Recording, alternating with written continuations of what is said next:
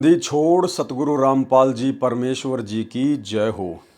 सत्साई भाई और बहनों, दया परमपिता परमेश्वर सारी सृष्टि के रचनहार सतगुरु रामपाल जी भगवान की, जिनके शुभ आशीर्वाद से, जिनकी विशेष रजा से, कृपा दृष्टि से, मेहर से, उन्हीं के कर कमलों से लिखित एक पवित्र पुस्तक भक्ति और भगवान के ऊपर वीडियो बनाने की श्रृंखला जारी है। और इसी श्रृंखला में आज हमारा ये 14वें नंबर का वीडियो है। परमेश्वर जी के विशेष आशीर्वाद से ये कार्य संपन्न हो पा रहा है।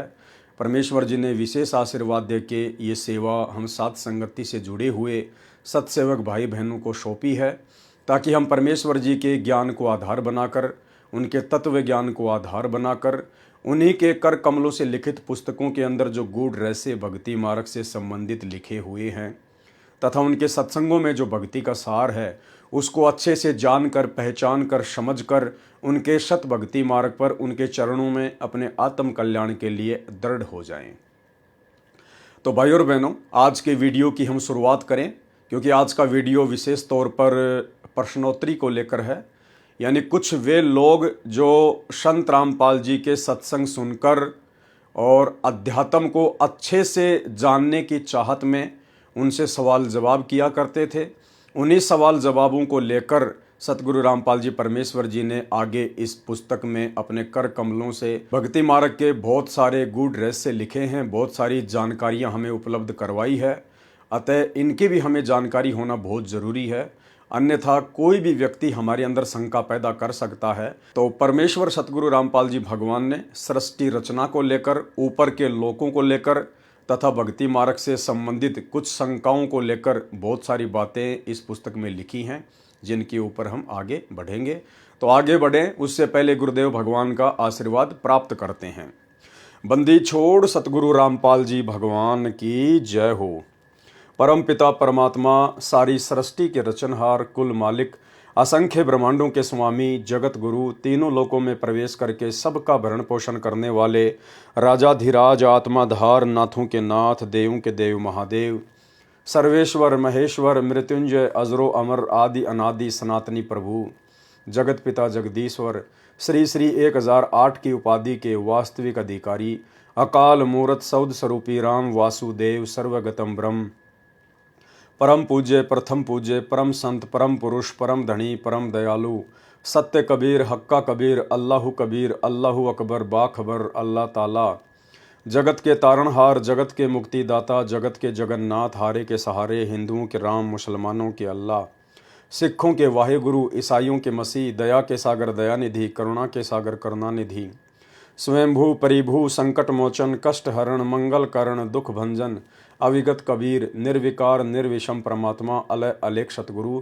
आदि अनादि सतगुरु, असली मर्यादा पुरुषोत्तम, असली राम, असली कृष्ण, असली घनश्याम, असली मुरारी, असली कृष्ण, असली आदि राम, राजाओं के राजा, महाराजाओं के महाराजा, शहंशाहों के शहंशाह, सम्राटों के सम्राट, भगवानों के भगवान, अल्लाहों के अल्लाह, प्रभुओं के प्रभु, मसीहाओं के मसीह, सच्चे वाहिगुरु, बाबाओं के बाबा, पीरों के पीर, सेठों के सेठ, जगत सेठ, सावड़सा सेठ, सर्वगुण संपन्न, अनंत कोटि कलाओं के स्वामी, अनंत कोटि ब्रह्मांडों के नायक, योगियों में महायोगी, ध्यानियों में महाध्यानी, सिद्धों में परम सिद्ध, ज्ञानियों में तत्वज्ञानी, ब्रह्म ज्ञानी, महाज्ञानी, परम ज्ञानी, सर्वश्रेष्ठ ज्ञानी, विज्ञानी, युवा कबीर, समर्थ कबीर, असमवात, अमित ओझा, सच्चे रहनुमा, करीम अल्लाह, सुभान अल्लाह, दुनिया के अंतिम पैगंबर, 8 सितंबर 1951 से गांव धनाना, जिला सोनीपत, हरियाणा, भारतवर्ष की पावन भूमि पे प्रकट रियल कल की भगवान श्री नारायण साकार हरि श्री बाबा साहेब संत श्रोमणी सतगुरु रामपाल जी परमेश्वर जी के चरण कमल में साध संगति से जुड़े हुए देश विदेश से हम सभी सत्सेवक भाई बहनों का अनंत कोटि दंडवत प्रणाम। गुरुदेव भगवान हम सबको सद्बुद्धि बख्शे और इसी प्रकार से अपने शत भक्ति मार्ग पर दृढ़ता के साथ अपना आशीर्वाद देकर निरंतर हमें आगे बढ़ाते रहें।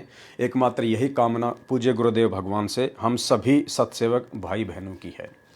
तो भाई और बहनों, ये परमेश्वर के कर कमलों से लिखित शंका समाधान प्रश्नोत्तरी पवित्र पुस्तक भक्ति और भगवान से, और परमेश्वर के कर कमलों से लिखित है, इसलिए हमें यहाँ से ज्ञान तो प्राप्त होगा ही होगा, हमारी शंकाओं का समूल समाधान तो हमें मिलेगा ही मिलेगा, जिसकी जो भी जिज्ञासा है, जो व्यक्ति सत्संग सुन रहे हैं फिलहाल, उनके मन में यदि कोई शंका है, कोई जिज्ञासा है, उसको भी परमात्मा पूर्णतया समाप्त करेंगे।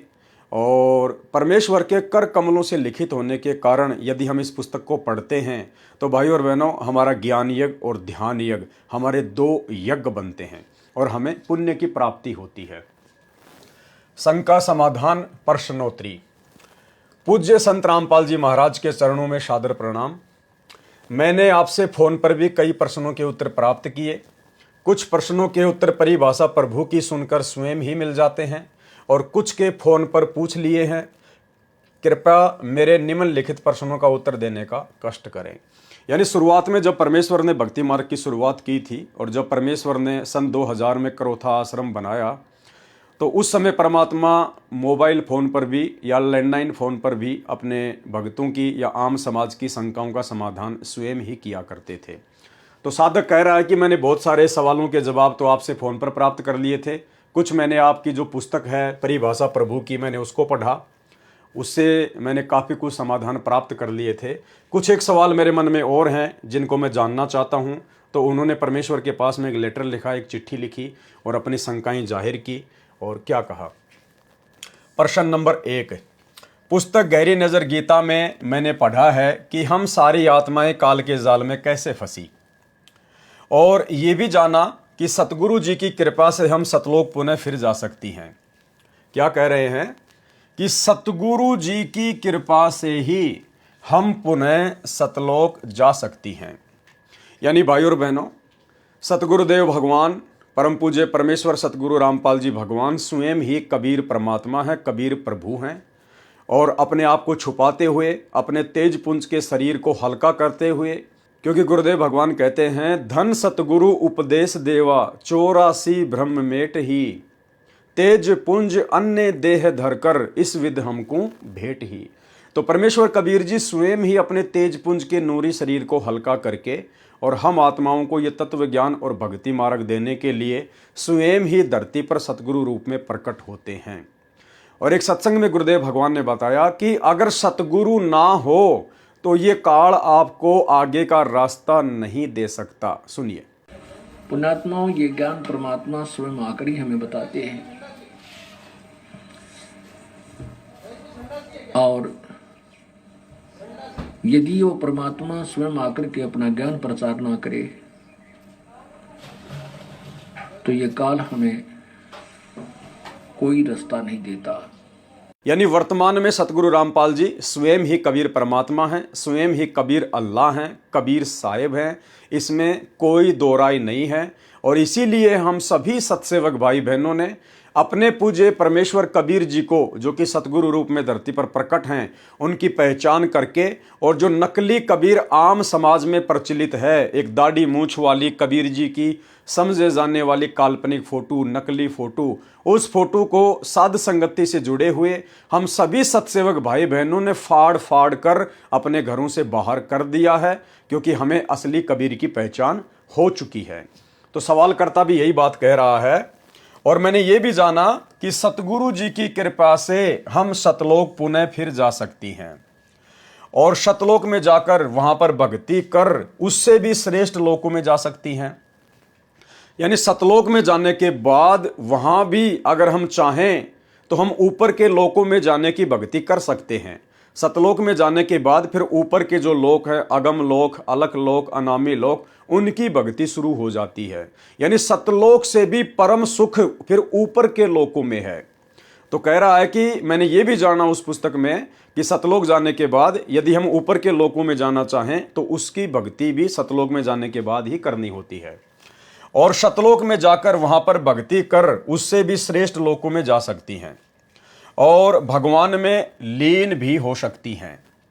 पहले भगवान अकेले थे और एक से अनेक होना चाहा, तो जब भगवान ने एक से अनेक होना चाहा और फिर जब सभी आत्माएं अगर फिर भगवान में लीन हो गई बहुत ज़्यादा समय बाद भक्ति करके, तो भगवान फिर से एक ही रह जाएंगे। यदि वो फिर अनेक होना चाहें तो फिर अनेक हो सकते हैं। क्या पता ऐसा चक्कर कब से चलता आ रहा हो। क्या जो आत्मा भक्ति करके भगवान में लीन हो जाती है, क्या वो फिर प्रकट होती है, या उसे भगवान की एक से अनेक होने की इच्छा पर फिर प्रकट होना पड़ता है, या जो आत्माएं भक्ति करके भगवान में लीन हो गई फिर कभी प्रकट नहीं होती या नहीं? क्या भगवान नई आत्माओं को प्रकट करता है जो पहले कभी प्रकट नहीं हुई थी? यानी सवालकर्ता ने सवाल किया है कि ये आत्मा यहां से तो सतलोक जाएगी, सतलोक जाने के बाद फिर ऊपर के तीनों लोकों की भक्ति शुरू करेगी, सीढ़ी दर सीढ़ी ये ऊपर के लोकों में जाएगी, और अंत में जो अनामी लोक है जिसके विषय में कहा जाता है कि लोक अनामी जावेगी, वहां कोन्या मिले चौबारे, आत्मा और परमात्मा वहां कोन्या रहते न्यारे।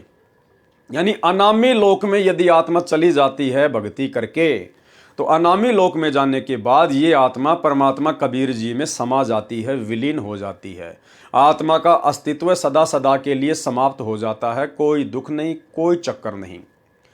तो इन्होंने शंका जाहिर की है कि यदि आत्मा भक्ति करके और अनामी लोक में जाके और परमात्मा कबीर जी में समा गई, उस शब्द में समा गई, तो क्या उसके बाद परमात्मा यदि फिर से कभी दोबारा से सृष्टि की रचना करना चाहें, तो क्या फिर से परमात्मा उन आत्माओं को उसी प्रकार से वापस जो है वो सर्जन करेगा, वो प्रकट करेगा? अगर परमात्मा दोबारा से सृष्टि करना चाहे तो क्या फिर से परमात्मा उन आत्माओं को फिर से प्रकट करेगा? इस प्रकार तो फिर आत्माएं सतलोक में आएंगी, फिर आत्माओं को काल के जाल में फंसना पड़ेगा, फिर यहाँ पे गधे कुत्ते सुअर बनने पड़ेंगे। तो ये चक्कर कब से चलता आ रहा है? क्या ये चक्कर समाप्त होता है? क्या सृष्टि दोबारा से नहीं रची जाएगी? ये सब उसने जानना चाहा। तो गुरुदेव भगवान ने क्या जवाब दिया? प्रिय जिज्ञासु भगत, यानी जो सवाल कर रहा है वो जिज्ञासु व्यक्ति है, वो भक्ति और भगवान के विषय में जानने का इच्छुक है। परमात्मा ने 4 प्रकार के भगत बताए, अर्थार्थी, आर्थ, जिज्ञासु और ज्ञानी। अर्थार्थी वो होता है जो केवल धन प्राप्ति के लिए वेदों के अनुसार साधना करता है। आर्थ वो होता है जो केवल संकट निवारण के लिए वेदों अनुसार ही साधना करता है। जिज्ञासु वो होता है जो केवल जानकारी इकट्ठा करना चाहता है और जानकारी इकट्ठा करके फिर खुद ही वो वक्ता बनना चाहता है, वाहवाही का पात्र बनना चाहता है। चौथे नंबर का है ज्ञानी। ज्ञानी को परमात्मा ने सर्वश्रेष्ठ बताया है कि ज्ञानी वो होता है जो ज्ञान प्राप्त करके परमात्मा की प्राप्ति करके और अपनी आत्मा का कल्याण ही करवाना चाहता है। तो सतगुरु रामपाल जी परमेश्वर जी ने संकेत किया है कि जो व्यक्ति सवाल कर रहा है वो मेरा भगत नहीं है, वो केवल फिलहाल सत्संग सुन रहा है, पुस्तकें पढ़ रहा है और वो जिज्ञासु व्यक्ति है। तो परमेश्वर ने उसकी शंकाओं का समाधान किया है। आपका पत्र मिला जिससे पता चला कि आपकी परमात्मा के अंदर विशेष रुचि है। यह नया ज्ञान होने के कारण ढेर सारी शंकाओं का हो जाना स्वाभाविक है। आपके कुछ प्रश्न तो ऐसे हैं कि मैं उत्तर देना चाहूंगा तो भी आप समझ नहीं सकते, क्योंकि ये आध्यात्मिक मार्ग के अंतिम स्थिति के प्रश्न हैं और आपने अभी आध्यात्मिक मार्ग प्रारंभ भी नहीं किया है, यानी आपने अभी उपदेश भी नहीं लिया है, केवल प्रश्न ही कर रहे हैं। आपके प्रश्नों का भाव ऐसा है जैसे आप ही स्वयं अपने जीवन पर सोचें कि मैं पैदा कहां से हुआ, क्यों हुआ, क्या हम युवा होकर वृद्ध होते हैं, क्यों होते हैं, और मरकर फिर पैदा तो नहीं होंगे। इन प्रश्नों का उत्तर क्या आपने कभी सोचा? और भगवान ने जो कुछ करना है वह कर रहा है, हमने जो कुछ करना है प्रभु ने उसका मार्गदर्शन शास्त्रों के अंदर किया हुआ है। फिर भी प्रश्न नंबर 1 का उत्तर देता हूं। प्रभु कबीर साहिब ने ऊपर के रचे लोकों की सृष्टि की तथा वे लोक अजर तथा अमर अर्थात अविनाशी रचे हुए हैं। गुरुदेव भगवान कहते हैं कि सतलोक से लेकर अनामी लोक यानी ऊपर के 4 जो लोक हैं जो परमेश्वर ने रचे हैं वो अजर अमर हैं, उनका कभी भी विनाश नहीं होता। परमात्मा कभी भी उनको नष्ट नहीं करता, कभी भी परमात्मा उन जीवात्माओं को नष्ट नहीं करता है। प्रभु कबीर साहिब ने ऊपर के रचे लोकों की सृष्टि की तथा वे लोक अजर तथा अमर अर्थात अविनाशी रचे हुए हैं तथा उसमें रहने वाली आत्माएं भी मानव शरीर सदृश से अविनाशी रची हुई हैं, यानी आत्माओं का भी उन लोकों में कभी विनाश नहीं होता है, उनका मरण कभी नहीं होता है, उनको कोई कष्ट या दुख वहां पर नहीं है। इसलिए कोई भी आत्मा प्रभु में लीन होना नहीं चाहती। गुरुदेव भगवान कहते हैं कि सतलोक से लेकर अगम लोक तक उन लोकों में जितनी भी आत्माएं हैं और वो जो अजर अमर लोक हैं ऊपर के, वो आत्माएं कभी भी परमात्मा में लीन होना ही नहीं चाहेंगी, वो कभी लीन होना ही नहीं चाहती, क्योंकि वहां इतने सुख हैं जिनकी यहां पर कल्पना भी नहीं की जा सकती है। इसलिए वहां जाने के बाद ये आत्मा परमात्मा में लीन होना ही नहीं चाहेगी उन सुखों को प्राप्त करने के बाद में। उनका मरण कभी नहीं होता, उनको कोई कष्ट या दुख वहां पर नहीं है, इसलिए कोई भी आत्मा प्रभु में लीन होना नहीं चाहती। जैसे जिसको भी यहां पर जरा सा भी सुख है और दुख चाहे ढेर सारा भी है, फिर भी मरना नहीं चाहता। अब जैसे आज परमात्मा संत रामपाल जी के रूप में धरती पर प्रकट हैं और हम 21 ब्रह्मांड में फंसे हुए प्राणी कितने दुखी, कितने परेशान हैं, कितने चिंतित रहते हैं, कितनी समस्याओं में घिरे रहते हैं। हर प्रकार के दुख, तकलीफें, आंधी, ओले, बरसात, भूकंप, बाढ़, महामारी, युद्ध, गृह युद्ध, बेटा बेटी का मर जाना, परिवार का एक्सीडेंट हो जाना, शरीर में कोई भयंकर रोग हो जाना, अचानक से कोई दुख आ जाना। फिर भी यहां जो आदमी थोड़ा बहुत सुख प्राप्त है, जो मानता है कि मैं सुखी हूं नकली सुख को प्राप्त करके, उदाहरण के लिए जैसे कोई एमएलए है या कोई विधायक है या कोई सरपंच है, और उस व्यक्ति को आज सतगुरु रामपाल जी अपने सत्संगों के माध्यम से या संत रामपाल जी के शरण में आने के बाद उनके भगत उन लोगों को सतलोक के विषय में बताते हैं, वहां के सुखों के विषय में बताते हैं। संत रामपाल जी के शरण में आने के बाद क्या क्या सुख प्राप्त होंगे उनके बारे में बताते हैं। लेकिन वो व्यक्ति जो थोड़ा बहुत पहले से सुख प्राप्त है, वो व्यक्ति संत रामपाल जी की भक्ति की तरफ मुंह करके भी नहीं सोता है, यानी वो उन्हीं नकली सुखों में डूबा हुआ है। तो भाई जब सतलोक प्राप्त हो जाएगा, अगम लोक प्राप्त हो जाएगा, जब अलख लोक प्राप्त हो जाएगा और वहां के अवर्णनीय सुख जब हम भोगना शुरू करेंगे, तो भाई कौन आत्मा है जो परमात्मा में लीन होना चाहेगी उन सुखों को छोड़कर। तो ये गुरुदेव हमें समझाना चाह रहे हैं कि आत्मा फिर परमात्मा में लीन नहीं होना चाहेगी, इसलिए ना तो कभी वो लोक विनाश में आते हैं और ना कभी वो आत्मा ही विनाश में आती हैं। उनका मरण कभी नहीं होता, उनको कोई कष्ट या दुख वहां पर नहीं है, इसलिए कोई भी आत्मा प्रभु में लीन होना ही नहीं चाहती। जैसे जिसको भी यहां पर जरा सा भी सुख है और दुख चाहे ढेर सारा भी है, फिर भी मरना नहीं चाहता। अब भाई और बहनों देखो, शिक्षा लेनी है हमने, परमात्मा ने संकेत छुपा रखे हैं। आप जी एक शब्द सुनते हैं परमात्मा का, जिसके लास्ट में गुरुदेव भगवान कहते हैं कि लोक अनामी जावेगी वहां कोन्या मिले चुबारे। अनामी लोक यानी सतलोक, अलख लोक, अगम लोक, और चौथा फिर अनामी लोक, सबसे ऊपर वाला। तो कहते लोक अनामी जावेगी वहां कोन्या मिले चुबारे, आत्मा और परमात्मा वहां कोन्या रहते न्यारे। और रामपाल प्रीतम प्यारे की आत्मा वहां पूर्ण आनंद लेरी। क्या कह रहे हैं गुरुदेव? रामपाल प्रीतम प्यारे की आत्मा वहां पूर्ण आनंद लेरी, और सांच कहूं ना झूठ रति भर बात मान ले मेरी। पहले ये छोटा सा एक शब्द सुन लीजिए, एक चौपाई। लोक अनामी जावेगी वहाँ को ना मिले चौबारे, आत्मा और परमात्मा वहाँ को ना रहते न्यारे। लोक अनामी जावेगी वहाँ को ना मिले चौबारे, आत्मा और परमात्मा वहाँ नहीं रहते न्यारे।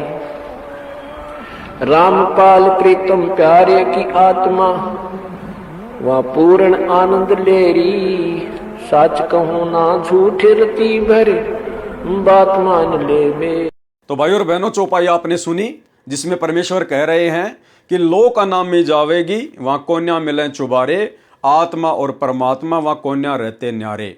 और फिर गुरुदेव अपने विषय में कह रहे हैं, अपने आप को छुपाते हुए, कि रामपाल प्रीतम प्यारे की आत्मा वहां पूर्ण आनंद लेरी, और सांच कहूं ना झूठ रति भर बात मान ले मेरी। गुरुदेव कह रहे हैं मैं ये जो बात बोल रहा हूं ना कि अनामी लोक में, सबसे ऊपर वाले लोक में रामपाल प्रीतम प्यारे की आत्मा, तुम्हारा गुरुदेव भगवान वहां पर पूर्ण आनंद ले रहा है। सांच कहूं ना झूठ रति भर बात मान ले मेरी। तो अनामी लोक में कौन रह सकता है? भाई और बहनों, अनामी लोक में केवल परमात्मा स्वयं ही रहते हैं। केवल सतगुरु रामपाल जी परमेश्वर, ये कबीर भगवान अकेले ही रहते हैं, स्वयं ही रहते हैं। जहां परमेश्वर सृष्टि की रचना करने से पहले भी थे, जहां परमेश्वर अकेले थे, वहां कोई आत्मा नहीं जा सकती। और यहां गुरुदेव भगवान ने स्पष्ट कर दिया कि उनका जन्म मरण कभी नहीं होता। यानी जो तीन लोक हैं, सतलोक, अलखलोक और अगमलोक, इन तीनों लोकों में जो आत्मा चली जाती है फिर वो आत्मा कभी नहीं मरती है। उनको कोई कष्ट या दुख वहां पर नहीं है। इसलिए कोई भी आत्मा प्रभु में लीन होना नहीं चाहती। प्रभु में लीन होने का मतलब कोई भी आत्मा अनामी लोक में जाना नहीं चाहती। और गुरुदेव शब्द में क्या कह रहे हैं कि रामपाल प्रीतम प्यारे की आत्मा वह पूर्ण आनंद ले रही। तो सतगुरु रामपाल जी परमेश्वर कौन हुए? स्वयं अविनाशी कबीर परमात्मा हुए, जो अनामी लोक में स्वयं ही रहते हैं और अपने एक रूप में वहां बैठकर सर्व ब्रह्मांडों का संचालन करते हैं। ये संकेत है। और भाइयों और बहनों, वैसी की वैसी रचना, वैसी की वैसी टू कॉपी इस काल ने अपने 21 ब्रह्मांडों में कर रखी है। 21 ब्रह्मांड इसको तप के बदले परमात्मा से प्राप्त हुए और इसने 21 ब्रह्मांडों को 5 महाब्रह्मांडों में बांट दिया। यानी 5 ब्रह्मांडों का समय बना दिया इसने। तो 4 ब्रह्मांड तो इसने 5 ब्रह्मांडों को जोड़ के जो है वो अलग बना दिए, और 5वां जो ब्रह्मांड है जो चारों ब्रह्मांडों से यानी 20 ब्रह्मांड से भी बड़ा क्षेत्रफल है, वो इसने अपने स्वयं के लिए रख लिया, जिसको महाब्रह्मलोक कहते हैं। ब्रह्मलोक जिसमें केवल ये काल ही रहता है और दूसरा वहां कोई नहीं जा सकता। तो ठीक इसी प्रकार परमात्मा का अनामी लोक, उस लोक में केवल कबीर परमात्मा सतगुरु रामपाल जी अकेले ही रहते हैं। इसका मतलब जो वाणी हमें कह रही है कि लोक अनामी जावेगी वहां कोन्या मिले चुबारे, आत्मा और परमात्मा वहां कोन्या रहते न्यारे, और रामपाल प्रीतम प्यारे की आत्मा वहां पूर्ण आनंद ले रही, और सांच कहूं ना झूठ रती वर बात मान ले मेरी।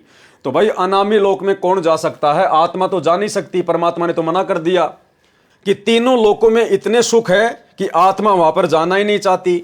इसलिए कोई भी आत्मा प्रभु में यानी उस कबीर परमात्मा में लीन ही नहीं होना चाहती। अब लीन कहां होगी? अनामी लोक में जाके। और कोई लीन होना ही नहीं चाहती तो भैया अनामी लोक में फिर आत्मा तो जाएगी नहीं। तो फिर अनामी लोक में कौन रहता है? सतगुरु रामपाल जी परमेश्वर।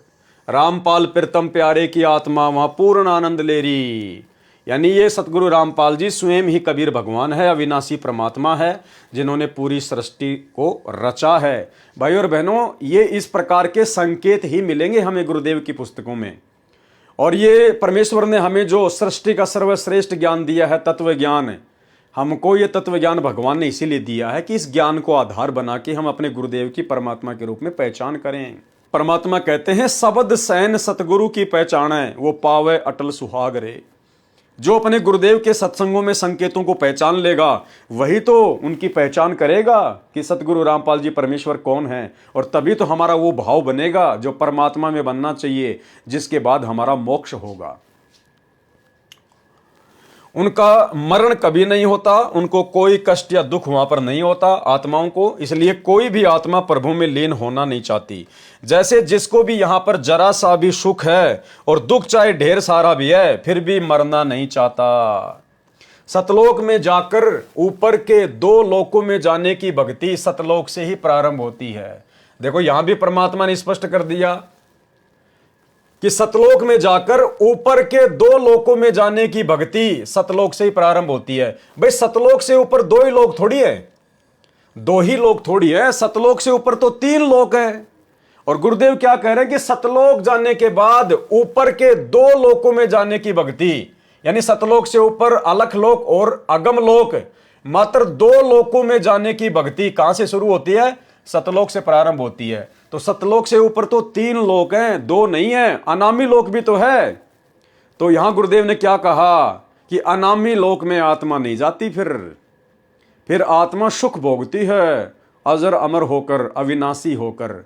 अगर अनामी लोक में भी जाने की भक्ति होती तो परमात्मा यहां पर यह लिखते कि ऊपर के 3 लोकों में जाने की भक्ति, क्योंकि सतलोक से ऊपर तो 3 लोक है ना, लेकिन परमात्मा ने 2 ही लोकों का वर्णन किया है। यानी सतलोक के बाद में भक्ति करके आप जी अलख लोक में जा सकते हैं और अगम लोक में जा सकते हैं, अनामी लोक में नहीं जा सकते, क्योंकि अनामी लोक में तो स्वयं ये कबीर प्रभु सतगुरु रामपाल जी स्वयं ही वहां पर रहते हैं। ऊपर के 2 लोकों में जाने की भक्ति सतलोक से ही प्रारंभ होती है। परमात्मा ने जो सृष्टि एक बार रच दी दोबारा नहीं रचेगा। दोबारा तोड़ेगा रचेगा तो ये अविनाशी नहीं है, अर्थात ऊपर की सृष्टि ज्यों की त्यों सदा रहेगी। काल के 21 ब्रह्मांडों की सृष्टि का सत्यानाश होता रहता है, नष्ट होती रहती है, बनती रहती है। अक्सर पुरुष के लोक नष्ट होते रहते हैं, बनते रहते हैं, परंतु शतलोक, अलख लोक, अगम लोक और अनामी लोक, ये ऊपर के चारों लोक और ऊपर के 3 लोकों में जितनी भी जीवात्माएं हैं उनका कभी भी विनाश नहीं होता। परमात्मा उनको कभी भी खंड नहीं करता, उनको ज्यों का त्यों रखता है परमात्मा। इसलिए तो उनको अविनाशी लोक कहा गया है। यदि परमात्मा उनको तोड़ेगा, फिर से बनाएगा, आत्माओं को अपने अंदर संभालेगा, फिर से प्रकट करेगा, तो ना तो वो लोक अविनाशी कहे जा सकते और ना वो आत्मा अविनाशी कही जा सकती। इसलिए जो आत्माएं परमात्मा ने प्रकट कर दी हैं और जो ऊपर के लोक परमात्मा ने बना दिए हैं, वो परमात्मा कभी भी नष्ट नहीं करता, वो सदा अविनाशी रहेंगे और उनमें निवास करने वाली आत्माएं भी परम सुख का भोग भोगेंगी और सदा अविनाशी ही रहेंगी। परमात्मा ने जो सृष्टि एक बार रच दी दोबारा नहीं रचेगा, दोबारा तोड़ेगा रचेगा तो ये अविनाशी नहीं है, अर्थात ऊपर की सृष्टि ज्यों की त्यों सदा रहेगी। प्रश्न 2, साधारण मनुष्य भी भक्ति या तप साधना ज्यादा करके ये शक्ति प्राप्त कर लेता है कि सही भविष्य जान लेता है। तो पूर्ण ब्रह्म कबीर जी तो सर्वशक्तिमान है। यानी फिर इस भाई ने सवाल किया कि यहां पर एक साधारण मनुष्य भी जब तप करके सिद्धियां प्राप्त करके भविष्य जान लेता है कि आगे तेरे साथ में क्या होगा, तो सुखी होगा या दुखी होगा। लेकिन परमात्मा कबीर जी तो अंतर्यामी हैं, वो तो सब कुछ जानते थे। और जब काल ने सतलोक में तप किया अलग से राज्य प्राप्ति के लिए, तो क्या कबीर जी को यह पता नहीं था कि यह तप क्यों कर रहा है? और जब ये तप करेगा तो बहुत सारी आत्माएं इसके ऊपर आसक्त हो जाएंगी, फिर सारी आत्माएं इस काल के साथ में यहाँ आएंगी, यहाँ आने के बाद फिर नरक भोगेंगे, गधे कुत्ते सुअर बनेंगी। तो कबीर परमात्मा को क्या ये पता नहीं था? और अगर पता था तो उन्होंने हमारे को सतलोक में रोका क्यों नहीं? यानी इस प्रकार की शंकाएं भाई जाहिर कर रहा है, जो सवाल अक्सर आप और हमारे से भी काफी लोग जो सतगुरुदेव के थोड़े बहुत सत्संग सुनते हैं, आधा अधूरा ज्ञान सुनते हैं, वो हमसे भी इस प्रकार के सवाल कर लेते हैं। तो हम उनको क्या जवाब दें? साधारण मनुष्य भी भक्ति या तप साधना ज्यादा करके ये शक्ति प्राप्त कर लेता है कि सही भविष्य जान लेता है। तो पूर्ण ब्रह्म कबीर जी तो सर्वशक्तिमान हैं, वो तो सब कुछ जानते हैं।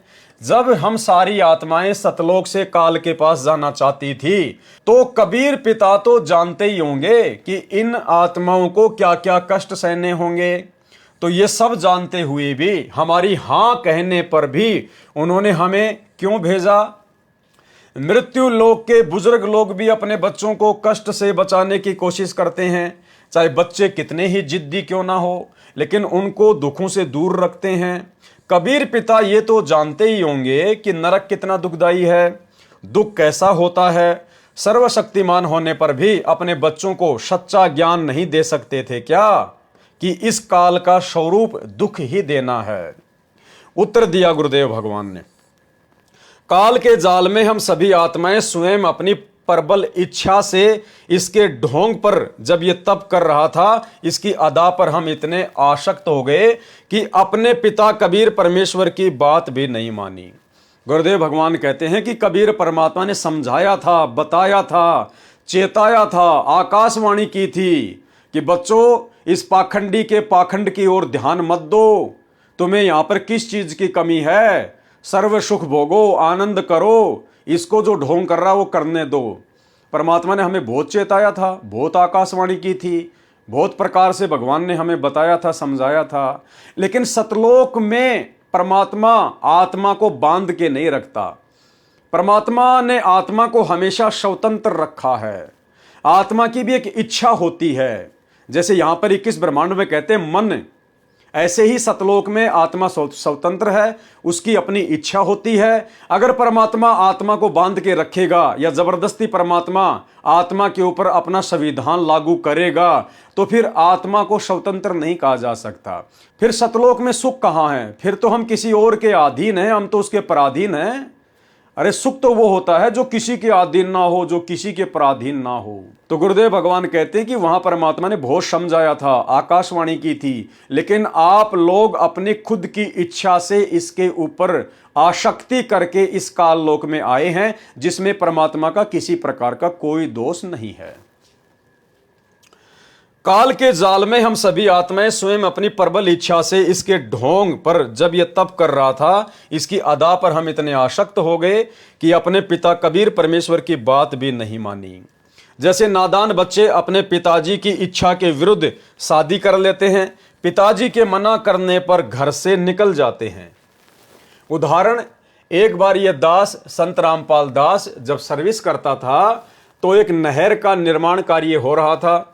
वहां पर एक लड़की अपने 2 बच्चों के साथ मजदूरी करके आया करती थी। अपने बच्चों को जेठ की धूप में पेड़ के नीचे बैठाकर स्वयं मजदूरी करती थी। एक दिन वह बहुत बुरी तरह से रो रही थी। मैंने उससे पूछा कि बहन क्यों रो रही हो, क्या बात हो गई? उसने बताया कि मैं एक बहुत अच्छे घर की लड़की हूं। अब ये बात भाई और बहनों, आप और हम आत्माओं के ऊपर लागू होती है। वो बहन जो जेठ की धूप में अपने 2 बच्चों को लेकर जो रोड पर मजदूरी कर रही थी, वो बहन समझो हम आत्मा है। और वो रोड पर जो गर्मी में जो मजदूरी कर रही थी, वो समझो काल का 21 ब्रह्मांड है। ये पृथ्वी लोक है जहां कोई सुख नहीं है, दुख ही दुख है। और उस लड़की ने कहा कि मैं एक बहुत अच्छे घर की लड़की थी, मेरा बाप बहुत धनवान था। इसी प्रकार सतलोक में हमारा बाप कबीर परमात्मा बहुत धनवान है, सेठों का सेठ है, जगत सेठ है। एक दिन वह पूरी तरह से रो रही थी। मैंने उससे पूछा, बहन क्यों रो रही हो, क्या बात हो गई? उसने बताया कि मैं एक बहुत अच्छे घर की लड़की हूं, मैंने अपने पिता की इच्छा के विरुद्ध शादी की। हम आत्माओं ने अपने पिता कबीर परमेश्वर सतगुरु रामपाल जी की इच्छा के विरुद्ध इस काल के ऊपर आसक्त होकर 21 ब्रह्मांड में आने की इच्छा जाहिर की। मैंने अपने पिता की इच्छा के विरुद्ध शादी की। जो मेरा पति है, यानी ये जो काल है, जो अब हम आत्माओं का ये पति बन गया है, वह मेरे पिता के यहां नौकर था। ये जो काल है, ये कबीर परमात्मा का सतलोक में नौकर था। कबीर काल जो पीसे पीसना और जोरा है पणियार, और ये 2 असल मजदूर है मेरे साहिब के दरबार। तो वो लड़की कह रही है कि मैं जिसके साथ शादी करके आई हूं ना, वो मेरे पिता के वहां पर मजदूरी करता था, नौकरी करता था। तो हम आत्माएं जिस काल के साथ में यहां 21 ब्रह्मांड में आ गए ना, ये काल सतलोक में कबीर परमात्मा का नौकर था, मजदूर था। वह मेरे पिता के यहां नौकर था। मैंने उसकी बातों में आकर उससे प्यार कर लिया। हमने उसके तप के ऊपर आसक्त होकर उसके 21 ब्रह्मांड में आने के लिए हां कर दी।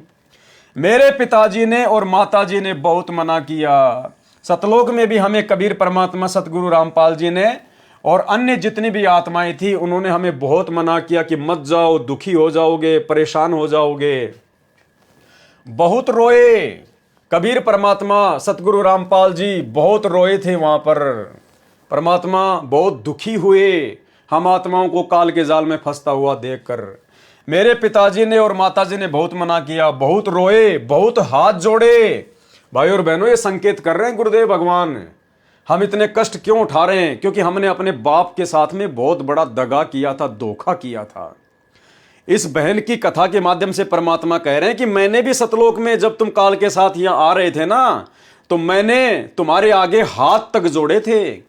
कबीर परमात्मा सतगुरु रामपाल जी ने हम नीचों से, हम आत्माओं से हाथ जोड़ जोड़ के प्रार्थना की थी कि पुण्यात्माओं मत जाओ, तुम्हें किस चीज की कमी है वो तो बताओ, तुम्हें और क्या चाहिए वो बताओ, इसके साथ मत जाओ, ये तुम्हारे साथ में बहुत बुरा कर देगा, तुम्हें बहुत ज्यादा कष्ट देगा, यातना देगा, गधा कुत्ता शुअर बनाएगा।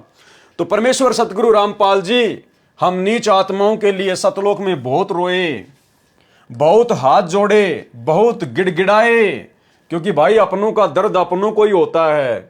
आज यदि किसी का बेटा शराब पीने लग जाए, चोरी करने लग जाए, अगर उल्टे काम करने लग जाए, तो उस बाप को पता है कि आगे चल के इसके साथ में क्या बनेगी। ये पकड़ा जाएगा, पुलिस इसकी पिटाई करेगी, इसको जेल में ठोका जाएगा, इसका जीवन बर्बाद हो जाएगा।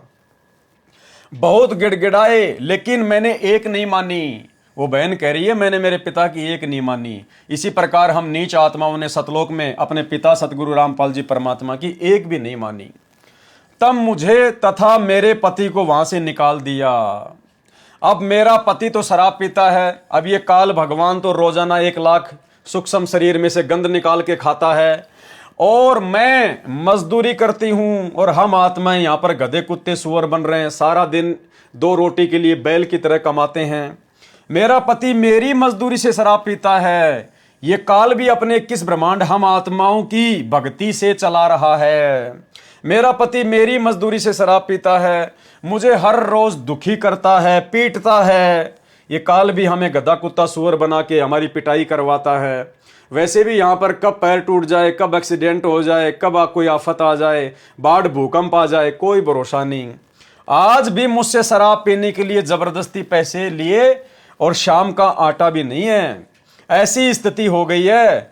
यही परिस्थिति हम सभी आत्माओं की है जो काल के जाल में फंसी है। क्योंकि साहिब कबीर ने हमें बार बार कहा था कि ये ज्योति निरंजन तुम्हें बहुत दुखी करेगा, क्योंकि यह तो मेरा मजदूर है और तुम्हें दुखी करेगा, तुम इसकी तरफ ध्यान मत दो। गरीबदास जी महाराज जी की वाणी है कि काल जो पीसे पीसना, यानी ये जो काल है ना 21 ब्रह्मांड का जो यहां स्वामी भगवान बना हुआ है, ये कबीर परमात्मा के दरबार में उनका आटा पीसता है। काल जो पीसे पीसना, पीसना कहते हैं साफ सुथरे गेहूं से फिर चक्की पर ले जाकर आटा पिसवाना।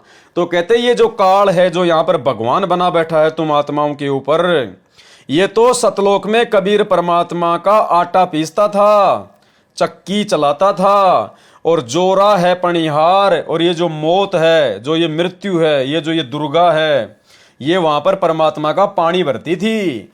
ये दोनों असल मजदूर हैं मेरे सतगुरु के दरबार। कौन सतगुरु? सतगुरु रामपाल जी परमेश्वर। इस कबीर परमात्मा सतगुरु रामपाल जी परमेश्वर जी के सतलोक में, उनके दरबार में।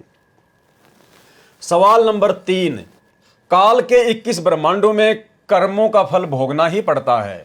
काल भगवान ने सतलोक में बुरा कर्म किया और हम आत्माओं ने अपने पिता से इजाजत ली तो सतलोक से इस दुख सागर में आए। काल भगवान को अपने कर्म का भोग भोगना पड़ा और हमें भी, क्योंकि हमने काल को पसंद किया। कबीर पिता ने काल भगवान को श्राप दिया, जिसके कारण भोली भाली आत्माएं काल का आहार बन रही हैं। हमारे कबीर पिता इतने क्रोधी हैं कि उनको अपने बच्चों पर दया नहीं आती। एक बार कबीर पिता का मन करता है कि अपनी सारी आत्माओं को वापस सतलोक ले जाऊं और काल के 21 ब्रह्मांडों को आग लगा दूं, लेकिन उनको अपना ही वायदा याद आ जाता है। वो कबीर पिता तो भगवान हैं, लेकिन इस बात से तो ये लगता है कि उनका मन भी मनुष्य जैसा है। जैसे गुरुदेव भगवान अपने सत्संगों में बताते हैं, पुस्तकों में लिखा है कि अपनी आत्माओं को 21 ब्रह्मांड में महादुखी देखकर तपतशिला पर जब आत्मा रोती है, बिलखती है, तड़पती है, तो उनकी तड़पड़ाहट को देखकर जब ये आत्मा गधा कुत्ता सुअर बनती है तो परमेश्वर इनके असहनीय कष्टों को देखकर उनको लगता है कि इस काल की 21 ब्रह्मांड रूपी मटके को फोड़ दूं, तोड़ दूं, नष्ट कर दूं और अपनी प्यारी आत्माओं को वापस सतलोक ले जाऊं। तो जब उस जिज्ञासु भगत ने इस प्रकार की बातें सुनी, पुस्तकों में पढ़ी, तो उसने कहा कि फिर ये तो कबीर भगवान भी एक सामान्य मनुष्य जैसा हुआ। जैसे आम व्यक्ति को कभी तो क्रोध आ जाता है, कभी वो शांत हो जाता है, तो यहां तो कबीर भगवान भी फिर एक आम व्यक्ति की तरह ही रिएक्ट कर रहे हैं। लेकिन इस बात से तो ये लगता है कि उनका मन भी मनुष्य जैसा है, जो पहले तो क्रोध में आ गया और अपनी प्रिय आत्माओं को जाने दिया काल के साथ, फिर इन आत्माओं का दुख देखकर दया से भर गया। ये दया उनको तब क्यों नहीं आई जब उन्होंने हमें काल भगवान के साथ भेजा हमारी इच्छा से? क्या कबीर जी को इस प्रश्न से मैंने नाराज कर दिया? अब देखो भाइयों और बहनों, संकेत है। अब यहां क्या लिखा है गुरुदेव भगवान ने कोष्टक के अंदर। अब सवाल करता जो जिज्ञासु भगत है वो सवाल किससे कर रहा है? सतगुरु रामपाल जी परमात्मा से कर रहा है। और वो क्या कह रहा है फिर लास्ट में ये सवाल पूछ के, क्या कबीर जी को इस प्रश्न से मैंने नाराज कर दिया? तो कौन हुए कबीर? सवाल किससे किया जा रहा है? सतगुरु रामपाल जी परमेश्वर जी से। और जिज्ञासु भगत क्या कह रहा है? क्या कबीर जी को इस प्रश्न से मैंने नाराज कर दिया? अरे सवाल किससे पूछ रहा है? सतगुरु रामपाल जी से। वो किसी दाढ़ी मूंछ वाली कबीर जी की फोटो से थोड़ा ना सवाल पूछ रहा है। वो तो मुर्दा फोटो है, निर्जीव है, बेजुबान है, वो क्या जवाब देगी। तो सवाल पूछा जा रहा है सतगुरु रामपाल जी परमेश्वर जी से, और सवाल पूछने वाला फिर अंत में कह रहा है, क्या कबीर जी को इस प्रश्न से मैंने नाराज कर दिया? क्या मैंने सतगुरु रामपाल जी को, इस कबीर भगवान को इस सवाल से नाराज तो नहीं कर दिया? यानी संकेत गुरुदेव ने कोष्टक में लिखकर अपनी वास्तविक स्थिति जाहिर की है कि ये सवाल स्वयं कबीर भगवान से पूछे जा रहे हैं। वो कबीर भगवान जो वर्तमान में सतगुरु रामपाल जी के रूप में धरती पर प्रकट है। क्या कबीर जी को इस प्रश्न से मैंने नाराज कर दिया? उत्तर क्या दिया कबीर परमेश्वर सतगुरु रामपाल जी ने? काल को श्राप कबीर साहिब ने नहीं दिया। परमात्मा किसी को श्राप नहीं देता। राम किसी को मारे नहीं, मारे तो हत्यारा राम अपने आप ही मर जाएंगे कर कर खोटे काम। सतलोक का एक नियम है, वहां जो इस प्रकार की बकवाद करता है उसको ऑटोमेटिक ये रोग लग जाता है। काल को श्राप कबीर साहिब ने नहीं दिया। सतलोक के अंदर ऐसा विधान है कि जो ऐसी गलती करेगा उसको ये बीमारी स्वतः लग जाती है। जैसे राजा ने संविधान बना दिया, यदि राजा का लड़का भी संविधान को तोड़ता है तो उसको भी उसकी सजा मिलती है। यदि प्रधानमंत्री का पुत्र किसी की हत्या कर दे तो उसको भी सजा मिलेगी। कबीर साहिब ने जब हमारी इच्छा पूछी कि क्या तुम इस काल के साथ जाना चाहते हो, तो हमारी स्वीकृति पर कबीर साहिब ने कहा था कि निरंजन मैं इन सबको भेज देता हूं और तू अपने लोक में जा। कबीर साहिब को यह वचन याद आता है। यानी परमात्मा का खुद का बनाया हुआ संविधान है, परमात्मा का खुद का मैन्युअल है, इसलिए परमात्मा खुद भी अपने संविधान को नहीं तोड़ता है। सतलोक में जो इस प्रकार की गलती करता है या जो आत्मा गलती करने वाले का साथ देती हैं, उसका समर्थन करती हैं, तो सतलोक से बाहर निकल जाने की सजा उनको ऑटोमेटिक मिलती है। ये वहां का रूल है। बाकी समझाने में सतगुरु रामपाल जी परमात्मा ने, कबीर परमात्मा ने सतलोक में हमें कोई कमी नहीं छोड़ी। भाई जैसे भारत का संविधान है और यहां अगर कोई किसी की हत्या करेगा, कोई किसी का मर्डर करेगा तो उसके ऊपर धारा लग जाती है, उसको उम्र कैद हो जाती है, 20 साल की सजा हो जाती है, फांसी भी हो जाती है। अब कल को यदि राजा का लड़का, जिस राजा ने संविधान बनाया, कल को यदि उस राजा का लड़का और यदि किसी की हत्या करने का प्रयास करना चाहे और राजा को इस बात का पता चल जाए, तो राजा तो अपने बेटे को यही कहकर समझाएगा कि भाई ये गलत काम मत कर, देख संविधान में जो किसी का हत्या करता है तो फिर उसको जेल हो जाती है, उम्र कैद हो जाती है। तो राजा उसको समझा ही सकता है बार बार अपने पुत्र को, और यदि उसके पुत्र ने वो गलती कर दी तो भाई उसके बाद संविधान तो राजा के पुत्र पर भी लागू होगा, और राजा का पुत्र भी उस संविधान से बाहर नहीं है। तो हमने फिर अपनी इच्छा से गलती करी, अपनी इच्छा से हम काल के साथ में 21 ब्रह्मांड में आए, तो फिर ऑटोमेटिक ये जो संविधान है परमात्मा का, ये आत्माओं के ऊपर लागू हो जाता है। तो कहते हैं कबीर साहिब जी को ये वचन याद आ जाता है, अन्यथा इस काल की मटकी को तो 1 सेकंड में फोड़ के परमात्मा अपनी आत्माओं को कब का सतलोक ले जाए।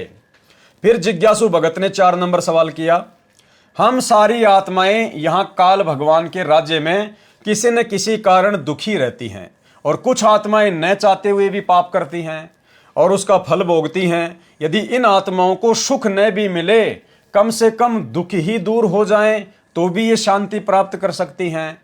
मैं ये जानना चाहता हूं, क्या सतलोक का सुख यहां काल भगवान के सुख से ज्यादा है? अर्थात सतलोक में स्वर्ग, महास्वर्ग या बैकुंठ तथा महाब्रह्मलोक से भी ज्यादा आनंद है? यदि हां, तो हम काल भगवान के कहने पर कि वहां मैं सुख दूंगा, तो हम सतलोक का सुख, आनंद, शांति छोड़कर काल भगवान पर आसक्त हो गए। क्या हम सतलोक में दुखी थे जो अपना दुख थोड़ा कम करने आ गए, या फिर हमें नरक अच्छा लगता था, या फिर हम बहुत बड़े अज्ञानी थे? तो गुरुदेव भगवान ने क्या उत्तर दिया, ये आपकी अप्रवीणता का प्रमाण है और नुक्ताचीनी ढूंढने का शौक नजर आ रहा है। यानी आप अब ये फालतू के सवाल कर रहे हो, इनका कोई औचित्य नहीं है। इसका उत्तर ऊपर प्रश्न नंबर 2 के उत्तर में आ चुका है। क्या उस लड़की को अपने पिता के घर पर कोई दुख था जो उस मजदूर के साथ भाग आई और अब रो रही है? तो सतगुरु रामपाल जी परमेश्वर जी कहना चाह रहे हैं कि भाई सृष्टि रचना में मैंने तुम्हें सारी बातें बता दी कि सतलोक में इतना सुख है, इस काल में तो ढूंढने को भी नहीं मिलेगा। फिर तुम क्यों इस प्रकार के उल्टे सवाल कर रहे हो? क्या सतलोक में सुख थोड़े थे जो सुख प्राप्त करने के लिए आत्मा यहाँ आ गई? जब सृष्टि रचना आपने पढ़ ली कि सारे सुख भोगते भोगते भी इन आत्माओं को काल ने भ्रमित कर दिया कि मैं यहाँ से भी ज़्यादा सुख दूंगा तुम्हें, ऐसे ऐसे मैंने नहरें, नदियाँ, दूध की नदियाँ, शहद की नदियाँ, हीरे मोती के पहाड़ बना दिए, घूमेंगे फिरेंगे पिकनिक करेंगे। तो आत्मा को तो परमात्मा ने स्वतंत्र रखा हुआ है, आत्मा की अपनी इच्छा है, और आत्मा अपनी इच्छा के अंतर्गत फंसकर अपनी खुद की अज्ञानता के चलते काल के साथ में आ गई। इसमें परमात्मा का क्या दोष है? सतलोक में तो सुखों का भंडार है, और यहाँ आके अब आपको पता चली गया कि यहाँ पर क्या सुख है। आज थोड़ा बहुत कोई अपने आप को सुख प्राप्त समझ रहा है, कल को एक्सीडेंट में उसका बेटा मर गया, टूट गया दुखों का पहाड़। सवाल नंबर 5 किया फिर उसने, मरते समय मनुष्य की जैसी मति होती है वैसी ही उसकी गति होती है। मान लो कोई सतगुरु सारा जीवन प्रभु भक्ति में गुजारते हैं और किसी भी कारण से मृत्यु के समय उसकी मति प्रभु या गुरु नाम में नहीं रही, तो क्या वो भी सतलोक नहीं जाएंगे? और यदि कोई सतगुरु जो सतलोक न जा सके तो उनके वो शिष्य जो उनको ही अपना सब कुछ मानते हैं और मृत्यु के समय उनको यानी सतगुरु को याद करके या फिर प्रभु या गुरु नाम में मति रखते हुए प्राण त्यागते हैं, तो उन शिष्यों की क्या गति होगी? यदि किसी को पता ही न चले कि गुरुजी की मति शरीर का त्याग करते समय किसमें थी। यानी प्रश्नकर्ता ने सतगुरु रामपाल जी भगवान से जानना चाहा है कि जैसे दुनिया भर के सतगुरु हैं, दुनिया भर के पंथ हैं, और उन्होंने दुनिया भर के फॉलोवर बना रखे हैं, अनुयायी बना रखे हैं, और कहते हैं कि मरते समय जहाँ पर हमारी मति होती है वहीं हमारी गति होती है। यानी मरते समय जहाँ हमारी इच्छा होती है वही हमारा जन्म होता है, वहीं हम पहुँच जाते हैं। तो अगर वो सतगुरु मरते समय अगर उसकी सुरती उसका ध्यान अगर सतलोक में ना हुआ और यदि यही काललोक में किसी बकवाद में उलझ के रह गया, और वो जो सतगुरु है क्या उसकी भी गति होगी या नहीं होगी? और उस सतगुरु के मरने के बाद में उनके जो भगत हैं वो अपने सतगुरु को ध्यान में रख कर भक्ति करें या जो गुरु नाम दे दिया है उसको ध्यान में रख के भक्ति करें। और अगर सतगुरु की गति नहीं हुई तो फिर उसके गुरु नाम से उनके भक्तों की गति होगी या नहीं होगी? इस प्रकार के सवाल इसने जानना चाहा है। उत्तर क्या दिया गुरुदेव भगवान ने कि भाई असली सतगुरु तो वही होता है जो आम जीव से उत्तम होता है। परमात्मा कहते दुनिया भर के नकली सतगुरु हैं, लेकिन असल में सतगुरु वही होता है जो आम जीव से उत्तम होता है। अब भाई एक तो होती है आत्मा, एक होता है परमात्मा। तो आम जीव तो सभी आत्माएं हैं, और गुरुदेव ने कह दिया कि काल से लेकर और तुम मनुष्य तक सभी आत्मा हो, जीव हो। और सतगुरु कौन होता है? जो आत्मा से उत्तम होता है। तो आत्मा से उत्तम फिर कौन हुआ? परमात्मा हुआ। आत्मा और परमात्मा, भाई जो आत्मा से उत्तम है वो परमात्मा है। तो सतगुरु कौन हुआ फिर? स्वयं परमात्मा हुआ, कबीर साहिब हुए। सतगुरु वही होता है जो आम जीव से उत्तम होता है, जिसकी वृत्ति दिन रात प्रभु के चरणों में ही रहती है, तो अंत समय में भी प्रभु के ही चरणों में रहेगी। यदि ऐसा नहीं है तो वह झूठा सतगुरु है। अगर ऐसा नहीं है तो भाई वो नकली सतगुरु है, जैसे दुनिया भर के पंथ खोल के अपने आप को सतगुरु बना के बैठे हुए हैं। फिर उस भगत ने सवाल किया सतगुरु रामपाल जी परमेश्वर जी से, जिन लोगों के सतगुरु शरीर छोड़कर जा चुके हैं उन लोगों को भक्ति में गुरुजी का ध्यान करना चाहिए या कबीर साहिब का? और फिर वही बात, यदि स्वयं गुरुजी की ही मति शरीर छोड़ते समय वहां न रही जो सतलोक जाने के लिए सहायक है, तो भी शिष्यों को गुरु नाम सहायता करेगा या उसको भी वहीं जाना होगा जहां उनके गुरु गए, न कि सतलोक? यानी सवालकर्ता सवाल कर रहा है कि जिन लोगों का सतगुरु शरीर छोड़कर जा चुका है उन लोगों को भक्ति में गुरुजी का ध्यान करना चाहिए या कबीर साहिब का? यानी आप और हमें समझा रहे हैं सतगुरु रामपाल जी भगवान कि जब मैं कल को यहाँ से वापस सतलोक जाऊंगा तो मेरे सतलोक जाने के बाद में तुम भक्तों ने किस प्रकार से भक्ति साधना करनी है। अपने गुरुजी का ध्यान करना है, अपने गुरुजी के बताए मंत्रों का ध्यान करना है, नियम मर्यादा में रह के भक्ति करते रहना है, या फिर जो दाढ़ी मूंछ वाला कबीर साहिब है उसका ध्यान लगा के भक्ति करनी है। तो जवाब क्या दिया गुरुदेव ने?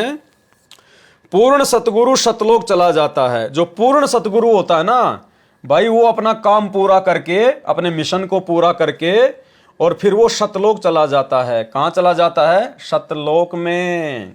यानी वो स्वयं कबीर परमात्मा होता है, इसलिए अपने मिशन को पूरा करके सतगुरु सीधा सतलोक चला जाता है। शिष्यों को पूर्ण मर्यादा तथा नाम जाप विधि प्रदान कर जाता है।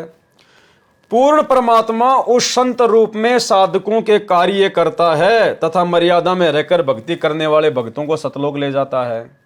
अब देखो भाई और बहनों, समझने की बात है, संकेत है भाई। जब पूर्ण सतगुरु, जैसे आज सतगुरु रामपाल जी परमात्मा है, आज हमें भक्ति देने के लिए आए हुए हैं। इन्होंने हमें भक्ति दे दी, भक्ति मर्यादा बता दी, सतलोक जाने की विधि बता दी। तो पूर्ण सतगुरु सतलोक चला जाता है। मान लीजिए सतगुरु रामपाल जी परमात्मा अपना पूरा मिशन करके, अपनी लीला को पूरा करके और काल लोक के अनुसार फिर सतलोक जो है चले गए। पूर्ण सतगुरु सतलोक चला जाता है और शिष्यों को पूर्ण मर्यादा तथा नाम जाप की विधि प्रदान कर जाता है। उसके बाद क्या होता है? पूर्ण परमात्मा उस संत रूप में साधकों के कार्य करता है। भाई जब सतगुरु सतलोक ही चले गए तो उसके बाद में फिर कैसे वो कबीर परमात्मा, यदि कोई अन्य है तो उसी सतगुरु के रूप में भक्तों के कार्य पूरा करेगा। भाई जब सतगुरु सतलोक ही चला जाएगा तो उसी रूप में तो वापस धरती पर आएगा नहीं, दोबारा से अपना खेल खेलेगा नहीं। तो कैसे फिर उस सतगुरु के रूप में परमात्मा उनके भक्तों के कार्य सिद्ध करेगा? यानी अन्य कोई परमात्मा नहीं है। यहां तो परमात्मा अपने आप को परमात्मा से अलग साबित करके हमें ज्ञान समझाना चाह रहे हैं। यानी जब सतगुरु रामपाल जी परमात्मा सतलोक को चले जाएंगे अपनी लीला पूरी करके, अपने मिशन को पूरा करके, तो हम भक्तों को डरने की जरूरत नहीं है, घबराने की जरूरत नहीं है, चिंतित होने की आवश्यकता नहीं है। सतगुरु हमें नाम दे गए, हमें भक्ति दे गए, हमारे को मर्यादाओं का पाठ पढ़ा गए। हमने उनके द्वारा दी गई भक्ति को मर्यादा में रह के करना है। और जब कभी हमारे ऊपर कोई विशेष आपत्ति आएगी, यानी जिस आपत्ति के समय सतगुरु की आवश्यकता पड़ेगी, तो ये तो समर्थ है, सौद स्वरूपी राम है। इन्होंने खाली यही तो शरीर छोड़ा है। ये खाली जिस शरीर में आज आए हुए हैं, अपनी लीला को पूरा करके, अपने मिशन को पूरा करके, इसी शरीर के साथ तो वापस सतलोक में जाएंगे।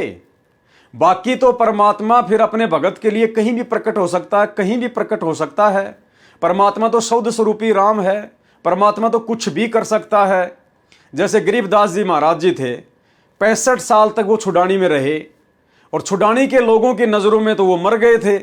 लोगों ने अंतिम संस्कार कर दिया था, उनकी समाधि बना दी थी। और उसी रूप में फिर गरीबदास जी 35 साल तक सहारनपुर में रहे। तो इस प्रकार से सतगुरु रामपाल जी परमात्मा जब अपने मिशन को पूरा करके सतलोक चले जाएंगे तो हम भक्तों ने चिंता करने की जरूरत नहीं है। हमने उसी प्रकार से रहना है जिस प्रकार से हम सतगुरु के रहते सहते रह रहे हैं। हमें तनिक भी चिंतित होने की आवश्यकता नहीं है। यह शब्द स्वरूपी राम है, यह शब्द रूप में हमारे साथ में रहेगा। जैसे वर्तमान में जेल में बैठे बैठे भी हम सभी आत्माओं के साथ में है शब्द रूप में, और जब इनके सतलोक जाने के बाद कभी इनकी आवश्यकता पड़ेगी तो परमात्मा इसी रूप में तुरंत प्रकट हो जाएंगे। इसी रूप में सतगुरु रामपाल जी भगवान पुनः भगत के सामने प्रकट हो जाएंगे और परमात्मा उसके कार्य सिद्ध कर देंगे, उसके विघ्नों का नाश करेंगे। इसलिए हमने बिल्कुल भी चिंतित होने की आवश्यकता नहीं है। पूर्ण सतगुरु सतलोक चला जाता है, शिष्यों को पूर्ण मर्यादा तथा नाम जाप विधि प्रदान कर जाता है। पूर्ण परमात्मा यानी स्वयं वही सतगुरु उस संत रूप में साधकों के कार्य करता है तथा मर्यादा में रहकर भक्ति करने वाले भक्तों को सतलोक ले जाता है। तथा किनको सतलोक लेकर जाता है? जो मर्यादा में रहकर भक्ति करते हैं। और भाई सतगुरु के सतलोक जाने के बाद ये बातें दिलो दिमाग से निकाल देना कि कोई भी आत्मा पूर्णतया मर्यादा में रहकर भक्ति कर लेगी। अरे टीचर क्लासरूम में है, बच्चों को पढ़ा रहा है। जब तक टीचर क्लास में है तो बच्चे शांत हैं, बच्चे डर के मारे पढ़ रहे हैं, पिटाई के डर से। और जैसे ही टीचर क्लास से बाहर निकलता है, देखो जरा उन बच्चों को, वही एक दूसरे के साथ में हंसी मजाक, मार पीट, एक दूसरे को पैन मारना, फुट्टा मारना, लड़ाई झगड़ा करना, उछल कूद करना, बाथरूम के लिए भाग जाना, पुस्तकों को बैग के अंदर डाल देना। तो भाइयों और बहनों, सतगुरु के जाने के बाद में फिर मर्यादा बचेगी नहीं। आत्मा पूर्णतया मर्यादा में रह के भक्ति कर नहीं पाएगी। जैसे आज देख लो वर्तमान में, आज तो सतगुरु रामपाल जी भगवान धरती पर हैं और थोड़े से समय के लिए परमात्मा खाली हिसार की जेल में जाके बैठे हैं। हमारे से 100, 200, 400 किलोमीटर दूर जाके हिसार जेल में बैठ गए। और जैसे ही बरवाला कांड के बाद गुरुजी हिसार जेल में जाके बैठे, देख लो पीछे से सतलोक आश्रम मैनेजमेंट हरियाणा ने कितनी कुबद कर दी। सारी मर्यादाएं खुद भी तोड़ दी और संगत से भी तुड़वा दी। जबकि अभी तो गुरुजी सतलोक में नहीं गए, अभी तो परमात्मा धरती पर ही है। खाली थोड़े समय के लिए हिसार जेल में जाके बैठे अपने मिशन के लिए। और इतनी सी देर में, यानी धरती पर परमात्मा हमसे थोड़ा सा ही दूर हुए और इतनी सी देर में गुरुजी के बेटा बेटी भाई बंधु रिश्तेदार, ये कोऑर्डिनेटर और इनके पीछे लगी हुई लाखों की संगत, देखो इन लोगों ने किस प्रकार से 2019 में कांग्रेस सरकार का समर्थन कर दिया खुलेआम। कांग्रेस सरकार को वोट डलवा दिए, कांग्रेस की रैलियों में भक्तों को उनका कुत्ता बना दिया, जो कि भक्ति मर्यादाओं के विरुद्ध है। 2024 में उसी सतगुरु के परिवार के द्वारा, उन कोऑर्डिनेटरों के द्वारा संगत को बीजेपी का कुत्ता बना दिया गया, बीजेपी का समर्थन करवाया, नरेंद्र मोदी की रैलियों में बसें भर भर के ले गए, जगह जगह आश्रम खोल दिए, भक्तों का समय और श्वासें बर्बाद करवाई जा रही है, उनके पैसे का दुरुपयोग किया जा रहा है, इन पत्थरों में बर्बाद करवाया जा रहा है। भक्ति करनी है घर बैठ के करो ना, घर भी तो आश्रम है, लेकिन जगह जगह दुकानें खोल दी धार्मिक धंधे के लिए, हॉस्पिटल खोल रहे हैं आश्रमों में, दुनिया भर की ड्रामेबाजी कर दी उन आश्रमों में, पैसे का दुरुपयोग है। धनाना गांव में स्टेडियम बना दिया 50 लाख रुपए का। गुरुजी तो गेम देखने के लिए मना करते हैं, इन्होंने लोगों के खेलने के लिए बना दिए। गांव वालों के लिए बसें चला दी, रोडें बना रहे, एम्बुलेंस चला दी, गुंडों की सीबीआई जांच का समर्थन कर दिया, जगत के साथ यारी दोस्ती कर रहे हैं, जाट आरक्षण में भक्तों को बैठा दिया, रक्तदान दे दान के नाम पर व्यापार। अरे भाई, अभी तो गुरु सतलोक भी नहीं गया, अभी तो गुरुजी हरियाणा में ही है। इन आश्रमों से गुरुजी ज्यादा दूर नहीं है, गुरुजी अपने परिवार वालों से ज्यादा दूर नहीं है, खाली 100-200 किलोमीटर दूर हिसार की जेल में बैठे हैं। और इन्होंने इतनी सी देर में इतने पाखंड कर दिए काल प्रेरणा से। तो भाई, जिस दिन सतगुरु अपने मिशन को पूरा करके सदा के लिए सतलोक चले जाएंगे, भाई उसके बाद क्या होगा? कौन मर्यादा में रहेगा? कौन भक्ति करेगा? किसको डर रहेगा? किसी के ऊपर अंकुश ही नहीं रहेगा। इसलिए तो गुरुदेव भगवान अपने इस वीडियो में बार बार कहते हैं कि अगर तुम मेरे रहते सहते पार नहीं हुए तो मेरे जाने के बाद कभी पार नहीं हो पाओगे, क्योंकि मेरे सतलोक जाने के बाद तो तुम्हारे ऊपर कोई अंकुश नहीं होगा, कोई डर नहीं होगा। सुनिए सत्संग। चलो मान ले ईब आपने सुख भी हो गया, रह भी गए, और कंटिन्यूस 5-6 जन्म आपके मनुष्य के भी हो जाएंगे इस कमाई थे वर्तमान के भक्ति से। और आगे सरदार, क्योंकि आगे घटेगी जब दास यहाँ मौजूद है, अभी गलती करोगे तो आगे कौन से पार हो जाओगे तुम। अब तो हर तरह से मर्यादा आपको समझाता हूँ, ये बताता हूँ ये गलती मत करो, तुम्हें फाउल पॉइंट बताता हूँ कि ये गलत, ये पॉइंट फाउल है, तेरा नाम खंड हो गया। तो अब भी जर रह जाओगे तो फिर आगे कैसे पार होगे तुम? जब ये दास चला जाएगा सतलोक, फिर तुम पर अंकुश नहीं रहेगा, ज्ञान तो रहेगा, लेकिन कुछ ऐसी मर्यादा बन जाएंगी जो पुण्यात्मा बचपन से ही भक्ति अपने बच्चों को रंग में रंग देंगे, वो आने वाले समय में इतना जल्दी नहीं बिगड़ेंगे। और जो वर्तमान में बिगड़ जाएगा तो आगे गलती हुई पड़ी है उस तक। तो इसलिए इस समय को ज्यादा नहीं बढ़ाना आपने। इसलिए भाई और बहनों, आप और हम सभी आत्माओं ने, जो भी आत्माएं साथ संगति से जुड़ी हुई हैं, सत्सेवक हैं, हम सभी भाई बहनों ने डर के भक्ति करनी है। और कोशिश करो 100% कि हे पूज्य गुरुदेव सतगुरु रामपाल जी भगवान, हे परमात्मा, अपने धरती पर इसी रूप में रहते सहते हमें यहां से सतलोक भेज दो। बाद में परमात्मा बाद ही है, कोई भरोसा नहीं है। हम जीव ही हैं, 2 कोटि के प्राणी हैं, कोई भरोसा नहीं कब ये काल हमें भ्रमित कर दे, आपकी मर्यादा तोड़ बैठे और परमात्मा फिर वही सदा सदा के लिए कष्ट उठाने को बाध्य हो जाएंगे। तो भाई और बहनों, ये पुस्तकों में बहुत सारी बातें हैं, ये गूढ़ रहस्य हैं, इनको हमने बहुत ही सावधानी से पढ़ना है और अपने जीवन में अमल भी करना है। और हमने बहुत ही, क्योंकि ये बहुत ही सूक्ष्म पॉइंट हैं भाई और बहनों, हमने इन चीज़ों को हल्के में लेके नहीं चलना है। पूर्ण सतगुरु सतलोक चला जाता है, शिष्यों को पूर्ण मर्यादा तथा नाम जाप विधि प्रदान कर जाता है, पूर्ण परमात्मा उस संत रूप में साधकों के कार्य करता है तथा मर्यादा में रहकर भक्ति करने वाले भक्तों को सतलोक ले जाता है। फिर 7वां नंबर सवाल किया, कबीर साहिब के साथ जो 4 बच्चे रहते थे और गरीबदास जी के 6 बच्चे क्या उसी जन्म में सतलोक चले गए थे? फिर सवालकर्ता ने सवाल किया कि गरीबदास जी के तो 6 बच्चे थे, 2 लड़की और 4 लड़के, और कबीर जी के भी 2 बच्चे थे, एक कमाल नाम का लड़का और कमाली नाम की लड़की, क्या वो उसी जन्म में पार हो गए थे? यानी बहुत सारे भाई बहनों को ये शंका है ना कि भाई नानक जी पार हो गए, दादू जी पार हो गए, इब्राहिम सुल्तान पार हो गया, क्योंकि परमात्मा अपनी वाणी में कहते हैं, हम सुल्तानी नानक तारे दादू को उपदेश दिया, जाति जुलाहा भेद न पाया, काशी माए कबीर हुआ। तो दास को परमात्मा ने प्रेरणा की और दास ने बहुत सारी वीडियो बना के आप भाई बहनों को समझाया कि भी भक्ति का प्राइम टाइम तो परमात्मा ने पिछली पीढ़ी को निश्चित कर रखा है। अरे जब आवे 5505 तब ये वचन मेरा होगा साचा, 5000 और 500 जब कलयुग बीत जाए, महापुरुष फरमान तब जग तारण को आए। जीव आत्माओं को पार करने का समय, पूर्णतया सतलोक भेजने का समय तो ये कलयुग की बिचली पीढ़ी है। आज से पहले जितने भी 64 लाख शिष्य थे परमात्मा के, वो सब के सब काल के जाल में रहे। तो नानक जी भी तो 64 लाख में थे, वो कहां से पार हो जाएंगे? कमाल और कमाली भी तो 64 लाख में थे, वो कहां से पार हो जाएंगे? और गरीबदास जी की जो 6 संतान थी, तो गरीबदास जी का पंथ 12वां पंथ है, और 12वें पंथ में तो काल का फुरमाना चलेगा, क्योंकि काल कहता है कि द्वादश पंथ नाम जो ले ही, द्वादश पंथ यानी 12वां पंथ, द्वादश पंथ नाम जो ले ही हमरे मुख में आन समोई। यानी गरीबदास जी के पंथ में जो व्यक्ति नाम दीक्षा लेगा वो तो असंख्य जन्म पार नहीं होगा, वो तो पार हो ही नहीं सकते।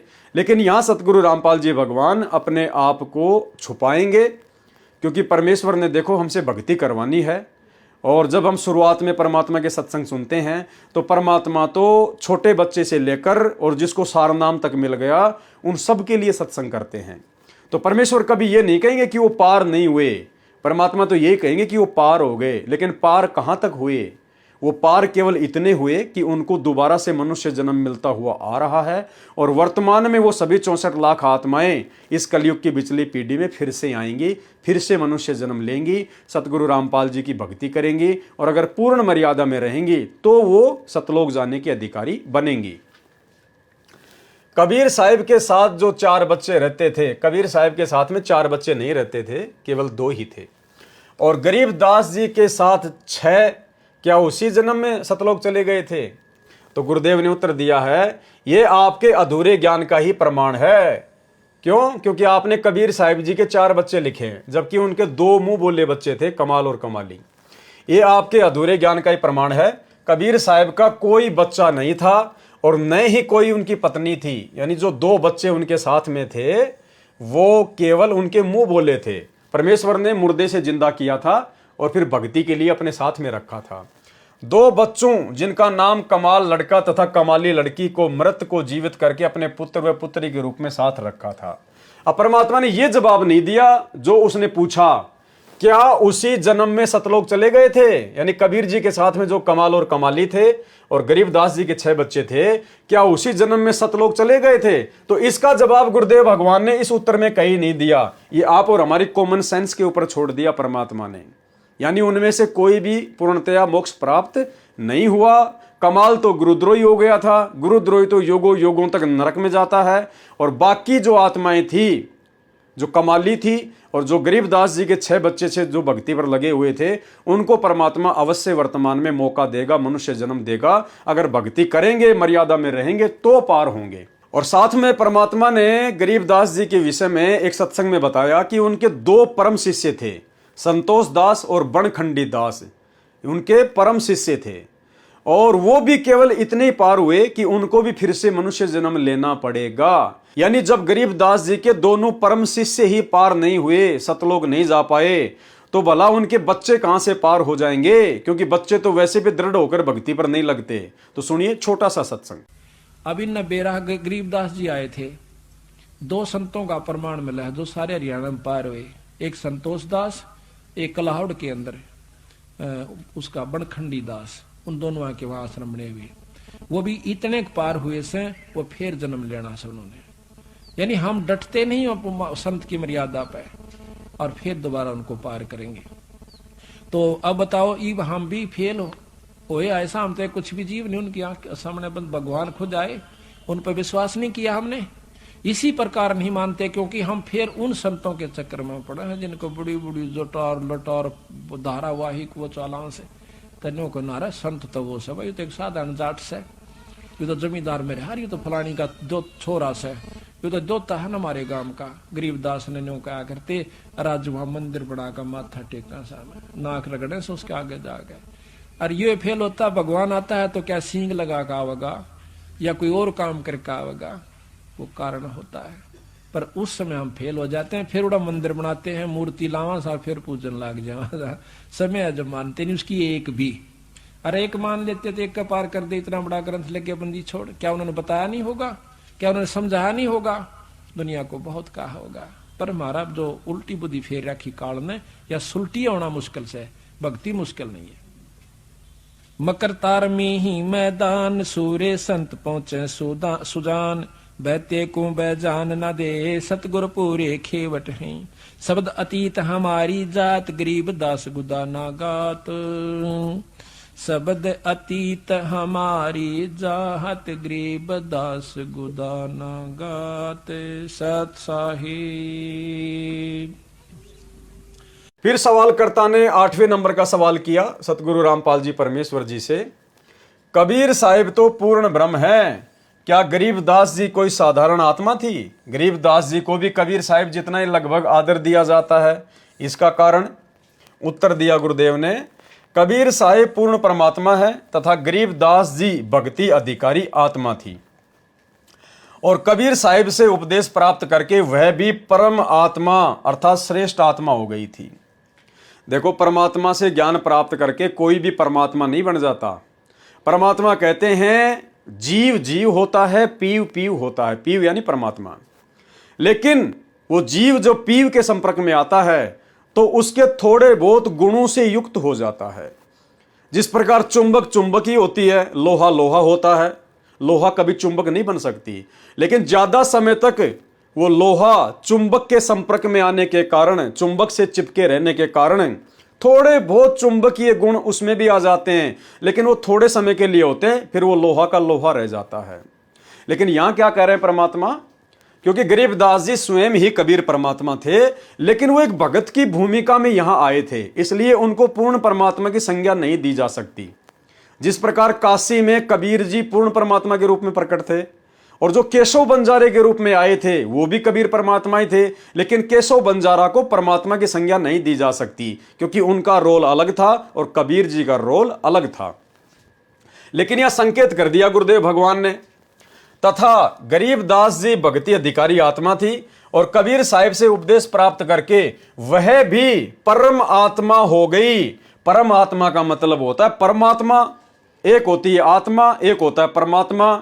तो भाई भगवान के संपर्क में आके कोई भी जीवात्मा परमात्मा नहीं बन सकती। ऐसे तो फिर सारे परमात्मा बन जाएंगे, फिर तो बहुत सारे भगवान हो जाएंगे, असंख्य फिर तो परमात्मा हो जाएंगे। तो यहां गुरुदेव ने संकेत किया है, समझदार को संकेत ही काफी है कि वह भी परम आत्मा हो गई, श्रेष्ठ आत्मा हो गई। अर्थात गरीबदास जी स्वयं ही कबीर परमात्मा थे, वो केवल एक भगत का रोल कर रहे थे। जिन्होंने पूर्ण परमात्मा कबीर साहिब की महिमा का एक सदग्रंथ साहिब रचा और जिसके आधार पर अब ये अनमोल सत्य ज्ञान हमें प्राप्त हुआ, इसलिए गरीबदास जी आदरणीय हैं। गरीबदास जी भले कबीर परमात्मा थे, लेकिन वो आप और हमारे लिए आदरणीय हैं, पूजनीय नहीं हैं। तथा कबीर साहिब पूजनीय हैं। पूजनीय कौन है? कबीर साहिब। कौन कबीर साहिब? वो कबीर परमात्मा जो आज सतगुरु रामपाल जी के रूप में धरती पर प्रकट हैं, जिनका वैदिक नाम है कबीर परमात्मा। पूजनीय केवल हमारे लिए कबीर परमात्मा है, यानी वक्त गुरु ही पूजनीय होता है, क्योंकि वक्त गुरु कबीर पंथ में स्वयं कबीर परमात्मा ही होता है। बाकी चाहे गरीबदास जी हो, चाहे नानक जी हो, चाहे दादू जी हो, ये सब हमारे लिए आदरणीय हैं, पूजनीय नहीं है। इसलिए हम इनको दंडवत प्रणाम भी नहीं कर सकते। हम किसी भी आदरणीय को दंडवत प्रणाम नहीं कर सकते। जैसे हम भक्तों के लिए हमारे माता पिता भी आदरणीय हैं, लेकिन पूजनीय नहीं है, इसलिए हम उनको दंडवत प्रणाम नहीं कर सकते। दंडवत प्रणाम केवल पूजनीय को किया जाता है। तो वर्तमान में एकमात्र पूजनीय हम भक्तों के लिए कबीर परमात्मा सतगुरु रामपाल जी भगवान है। इसीलिए हम सभी सत्सेवक भाई बहनों ने अपने अपने घरों से वो दाढ़ी मूंछ वाली कबीर जी की नकली फोटो को अपने घर से निकाल दिया, क्योंकि फोटो नकली है, नाम नकली नहीं है परमात्मा का। नाम तो कबीर है और कबीर आज धरती पर आ गया, लेकिन जो फोटो हमें दिखाई जाती थी कबीर जी की दाढ़ी मूंछ वाली, वो नकली है। तो उस फोटो को हमने दंडवत प्रणाम नहीं करना है, फोटो की पूजा नहीं करनी है। ना ही हमने गरीबदास जी की फोटो रखनी है, ना उनको दंडवत प्रणाम करना है। ना ही हमने अपने घर पर या दरबार में अपने दादा गुरु जी की फोटो रखनी है, ना उनको दंडवत प्रणाम करना है। और ना ही हमने पंडित चिदानंद जी की, जो कि हमारे परदादा गुरु कहे जाते हैं, ना हमने उनकी कोई फोटो अपने घर पर रखनी है, ना हमने उनको दंडवत प्रणाम करना है। इसलिए हम सत्सेवक भाई बहन केवल अपने घरों पर, अपने दरबार में अपने पूज्य गुरुदेव सतगुरु रामपाल जी परमात्मा, जो कि असली कबीर है, इन्हीं का एकमात्र फोटो रखते हैं, इन्हीं को भोग लगाते हैं और इन्हीं से हम हर प्रकार की इच्छा जाहिर करते हैं। गरीबदास जी की वाणी है कि गरीब अनंत कोटि ब्रह्मा बहे, अनंत कोटि भय ईस, कबीर साहिब तेरी बंदगी से जीव हो जावे जगदीश। कबीर साहिब तेरी बंदगी से जीव हो जावे जगदीश का मतलब है कि यहां का जो जगदीश है काल भगवान, इसकी इतनी शक्ति युक्त तो कबीर परमात्मा सतगुरु रामपाल जी भगवान की भक्ति करने से एक आत्मा हो जाती है, एक जीव हो जाता है, जगदीश है। सवाल 9, काल भगवान के 21 ब्रह्मांडों का नाश होने पर सारी आत्माएं परब्रह्म के लोक में रहती हैं। यानी जब काल भगवान के 21 ब्रह्मांडों का नाश होता है, महाप्रलय होती है, तब वो कबीर परमात्मा क्या करता है, जितनी भी आत्माएं 21 ब्रह्मांड में होती हैं उन सबको बीज रूप में और इस काल को और दुर्गा को अक्षर पुरुष के लोक में रख दिया जाता है। फिर दोबारा से परमात्मा 21 ब्रह्मांडों की रचना करता है, फिर उन सभी जीव आत्माओं को दोबारा से 21 ब्रह्मांड में उसी प्रकार से जैसे नए सिरे से काल ने 21 ब्रह्मांडों की शुरुआत की थी, काल और दुर्गा, फिर ब्रह्मा विष्णु महेश की उत्पत्ति, फिर ब्रह्मा जी के द्वारा अपने शब्द शक्ति से आत्माओं की उत्पत्ति, फिर बाकी आत्माओं की उत्पत्ति, फिर ऐसे इस प्रकार से सृष्टि चलती है। तो सवालकर्ता क्या कह रहा है, काल भगवान के 21 ब्रह्मांडों का नाश होने पर सारी आत्माएं परब्रह्म के लोक में रहती हैं, यानी अक्षर पुरुष के लोक में रहती हैं।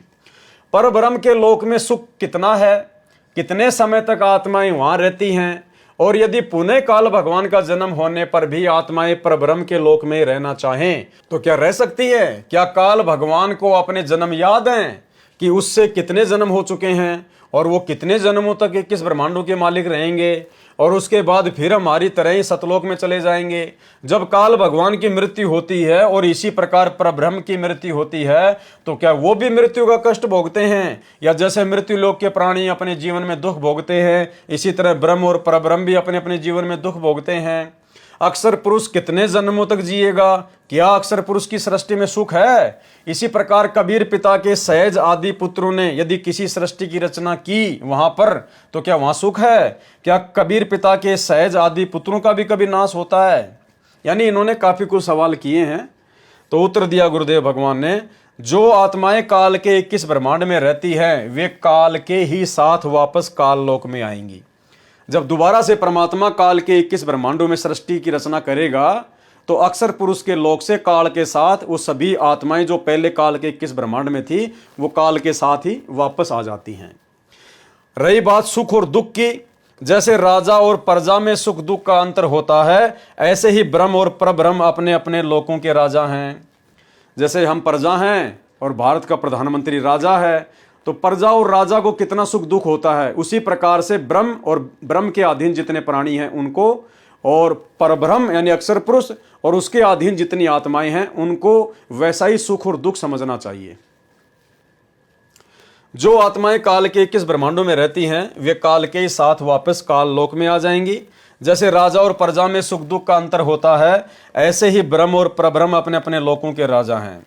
यानी जैसे आम प्राणी को बेचारे को रोजी रोटी की समस्या होती है, कपड़े लत्ते की समस्या होती है, बच्चों को पढ़ाने की समस्या होती है और राजा को इस प्रकार की कोई समस्या नहीं होती है क्योंकि राजा के पास में धन होता है, ठाट बाट होती हैं। लेकिन राजा को दूसरे प्रकार की टेंशन होती है, उसको अपना कोई एमएलए टूट गया, कोई विधायक टूट गया, अब की बार चुनाव आ रहे हैं, पता नहीं जीतूंगा नहीं जीतूंगा, वहां पर बाढ़ आ गई, वहां पर किसी ने जो है आंदोलन कर दिया। तो राजा हमेशा अपनी गद्दी को अपने पद को लेकर चिंतित रहता है, टेंशन में रहता है। बाकी उसको खाने पीने की टेंशन नहीं, आम आदमी को खाने पीने की टेंशन रहती है। तो इसी प्रकार दुखी यहां पर ये ब्रह्म भी है और परब्रह्म भी है, दुखों में अंतर है।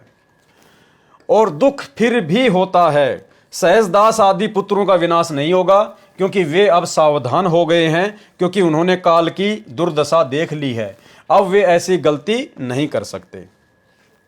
फिर उस जिज्ञासु भगत ने सतगुरु रामपाल जी परमेश्वर जी से सवाल किया। सवाल नंबर 10, शेरा वाली माता काल भगवान के श्राप से द्रौपदी बनी और उसको नरक भी जाना पड़ा।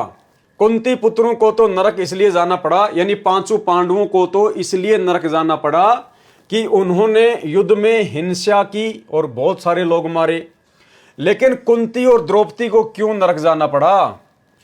और युधिष्ठिर जी ने उन सबको अपने अपने हिस्से का स्वर्ग दिया, और ये लोग स्वर्ग भोग कर फिर नरक जाएंगे। ये नरक की अवधि क्या है? एक कल्प या उससे थोड़ी कम या ज्यादा होती है। द्रौपदी जी शेरा वाली माता है। पृथ्वी पर जब लोग माता का जागरण करते हैं तो अक्सर माता लोगों में आती है। जब द्रौपदी जी को पुनः यदि नरक जाना पड़ेगा तो भी शेरा वाली माता जागरण में आएगी या नहीं आएगी? तो उत्तर दिया गुरुदेव भगवान ने। वैसे ये फालतू के सवाल हैं, लेकिन परमात्मा फिर भी, क्योंकि दुनिया फालतू के सवाल ज्यादा करती है हम भक्तों से, इसलिए परमात्मा कहते हैं उनको किस प्रकार से जवाब देना है। एक ऐसी सिद्धि होती है जिससे कई रूप बनाए जा सकते हैं, लेकिन उसका विशेष संबंध मुख्य आत्मा से ही रहता है। जैसे किसी प्राणी के सैकड़ों हाथ पैर हों और उनके किसी पैर को चोट लग जाए तो उसकी भी पीड़ा होती है। ऐसे ही शेरा वाली मुख्य रूप में अपने लोक में रहती है। जो दुर्गा है वो मुख्य रूप से तो अपने लोक में रहती है, और उसी का अंश सिद्धि से द्रौपदी रूप में प्रकट हुआ था। राज्य के बंटवारे के दौरान युद्ध करवाने में द्रौपदी का विशेष रोल अर्थात सहयोग था। यानी जो उसने सवाल किया ना कि कुंती और जो द्रौपदी थी उनको नरक क्यों जाना पड़ा, तो परमात्मा कहते महाभारत का युद्ध करवाने में द्रौपदी का विशेष तौर पर हाथ था। वो बार बार अपने पतियों को, पांचों पांडवों को जोश दिलाया करती थी कि दुशासन ने और दुर्योधन ने जिस प्रकार से मेरी बेइज्जती की चीर हरण करके, तुम उसका बदला लो, बदला लो, इसलिए उसको नरक भोगना पड़ा। और जो पांडवों की माता थी कुंती, उसको इसलिए नरक भोगना पड़ा क्योंकि वो भी पांचों पांडवों को, अपने पुत्रों को अपना अधिकार लेने के लिए प्रेरणा किया करती थी, युद्ध के लिए उनको प्रेरित किया करती थी। राज्य के बंटवारे के दौरान युद्ध करवाने में द्रौपदी का विशेष सहयोग था। वह बार बार कहती थी कि जब मेरा चीर हरण करने की कोशिश की थी तो उसका बदला लो। कुंती भी ऐसे ही पुत्रों को प्रेरणा किया करती थी कि अपना हिस्सा अवश्य लिया जाए, जो अनर्थ का कारण बना। बाद में करोड़ों बहनों के विधवा व करोड़ों बच्चों के अनाथ होने की बद्दुआएं उस सारे ही परिवार को, जिन्होंने बाद में राज्य का सुख भोगा, उनको भोगनी पड़ी। उसका परिणाम इन दोनों कुंती तथा द्रौपदी को भी नरक का दुख भोगने का कारण बना। जागरण के दौरान कोई माता जागरण में नहीं आती, क्योंकि वह उनकी अविद्यापूर्वक पूजा है, और जागरण के दौरान प्रेत आत्माएं किसी के शरीर में प्रवेश करके बोलती हैं कि मैं माता आ गई हूं। फिर 11 नंबर सवाल किया उस जिज्ञासु भगत ने सतगुरु रामपाल जी परमेश्वर जी से। काली माता की एक तस्वीर में मैंने देखा कि उनकी काफी भुजाएं हैं, और बचपन में एक और तस्वीर देखी थी जिसमें शायद, जैसा मुझे याद आता है, कि काली माता ने शिवजी भगवान पर पैर रखा हुआ था। काली माता कौन है? यानी बच्चों जैसे सवाल वो कर रहा है सतगुरु रामपाल जी परमेश्वर जी से। अब आप और हमें तो ये बच्चों जैसे सवाल लगेंगे, क्योंकि परमेश्वर ने हमें तत्व ज्ञान की ऊंचाइयों पर बैठा दिया है। लेकिन फिर भी परमात्मा, क्योंकि सभी मालिक की आत्मा है और वो जिज्ञासु भगत था, इसलिए परमात्मा उसका समाधान कर रहे हैं। ये काली माता भी इसी शेरा वाली का अंश है। जो काली माता है, जो नवरात्रि किए जाते हैं ना, कि दुर्गा के 9 रूपों की पूजा की जाती है, तो परमात्मा कहते हैं ये सब उसी की आत्माएं हैं, उसी का अंश है, दुर्गा का ही अंश है, वो दुर्गा नहीं है। प्रश्न 12, लोगों की इच्छाएं वैष्णव माता पूरी करती है, लेकिन आपने कहा कि वो केवल स्मृति के लिए बनाई गई जगह है।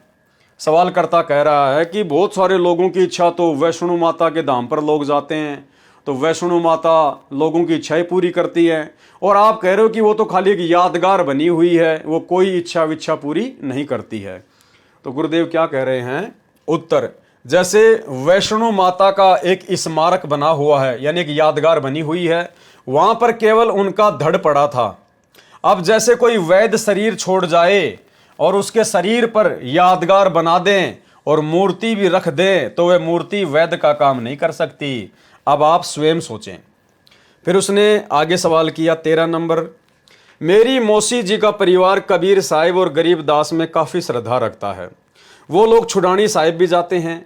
मेरी मौसी जी की छोटी बेटी ने बताया कि गरीबदास जी ने कहा था कि जो मेरे शिष्य हैं वो छुडानी साहिब अवश्य आवें, यानी छुडानी धाम में अवश्य आएं। जो छुडानी साहिब जाएगा उसका सीधा स्वर्गों में वास होगा। इस प्रकार उन्होंने मुझे बताया था। लेकिन उसके बाद जब मैंने आपसे नाम उपदेश लेने के नियम पढ़े तो मुझे शंका हो गई। इसका यदि प्रमाण नहीं है तो मुझे ये बताओ कि कहीं गरीबदास जी इसे लिखना भूल गए हों, केवल वाणी से ही कह गए हों। कृपया ये शंका दूर करें। कहीं ऐसा न हो कि सही नाम लेकर केवल इसलिए मुक्त न हो कि छुडानी साहिब नहीं गए। तो गुरुदेव ने क्या उत्तर दिया, ये धारणा अज्ञानी लोगों द्वारा पैदा की जाती है कि किसी स्थान या धाम से ही मुक्ति होती है। ऐसा ही काशी में उन स्वार्थी संतों, गुरुओं, महंतों ने गलत धारणा पैदा कर रखी थी कि जो काशी में मरता है वह स्वर्ग जाता है और जो मगर में मरता है वो गधा बनता है। परमात्मा कह रही है धाम वाम पर जाना, किसी आश्रम में जाना कि उस आश्रम में जाओगे तो ही मुक्ति होगी, तो ही परमात्मा प्रसन्न होंगे। कहते हैं ये तो मूर्ख लोगों की अपनी अपनी सोच है, धर्म को धंधा बना के जो बैठे हुए हैं। ऐसा भक्ति मार्ग में कुछ नहीं है। जो भक्ति आपको गुरुदेव से प्राप्त हो गई, मर्यादा में रहकर कहीं बैठ के कर लो। मर्यादा में रहोगे, गुरु को भगवान मानोगे, ज्ञान को आधार बनाओगे तो मुक्ति होगी। काशी के अंदर पाखंडियों ने एक भ्रमणा फैला रखी थी कि जो अंत समय में काशी में प्राण त्यागता है वह स्वर्ग जाता है और जो मगहर में मरता है वह गधा बनता है, क्योंकि मगहर की धरती पवित्र नहीं है। उस पृथ्वी को भगवान शिव ने श्राप दे रखा है। एक आमी नाम की नदी बहा करती थी, वह भी भगवान शिव ने अपने श्राप से सुखा दी। सभी अपने अपने बुजुर्ग लोगों को लेकर काशी में अपने अपने पुरोहितों यानी पंडितों के घर छोड़ने लगे कि इनका अंत समय आ रहा है, पिताजी को अब कुछ समय हम यहाँ पर रखेंगे। पाखंडियों ने प्रत्येक व्यक्ति की फीस कुछ रुपए प्रति महीना रख दी। वह धन भी पहले जमा कराते, उन पंडों का भी पेट भरते और अपने माता पिता को भी वहां रखते और फिर वे वहां पर मर जाते। कुछ समय के बाद वहां पर भीड़ होने लगी, यानी उन बुजुर्गों की फिर जो है वो काशी में भीड़ होने लग गई। इतनी भीड़ होने लगी कि कहीं स्थान नहीं रहा।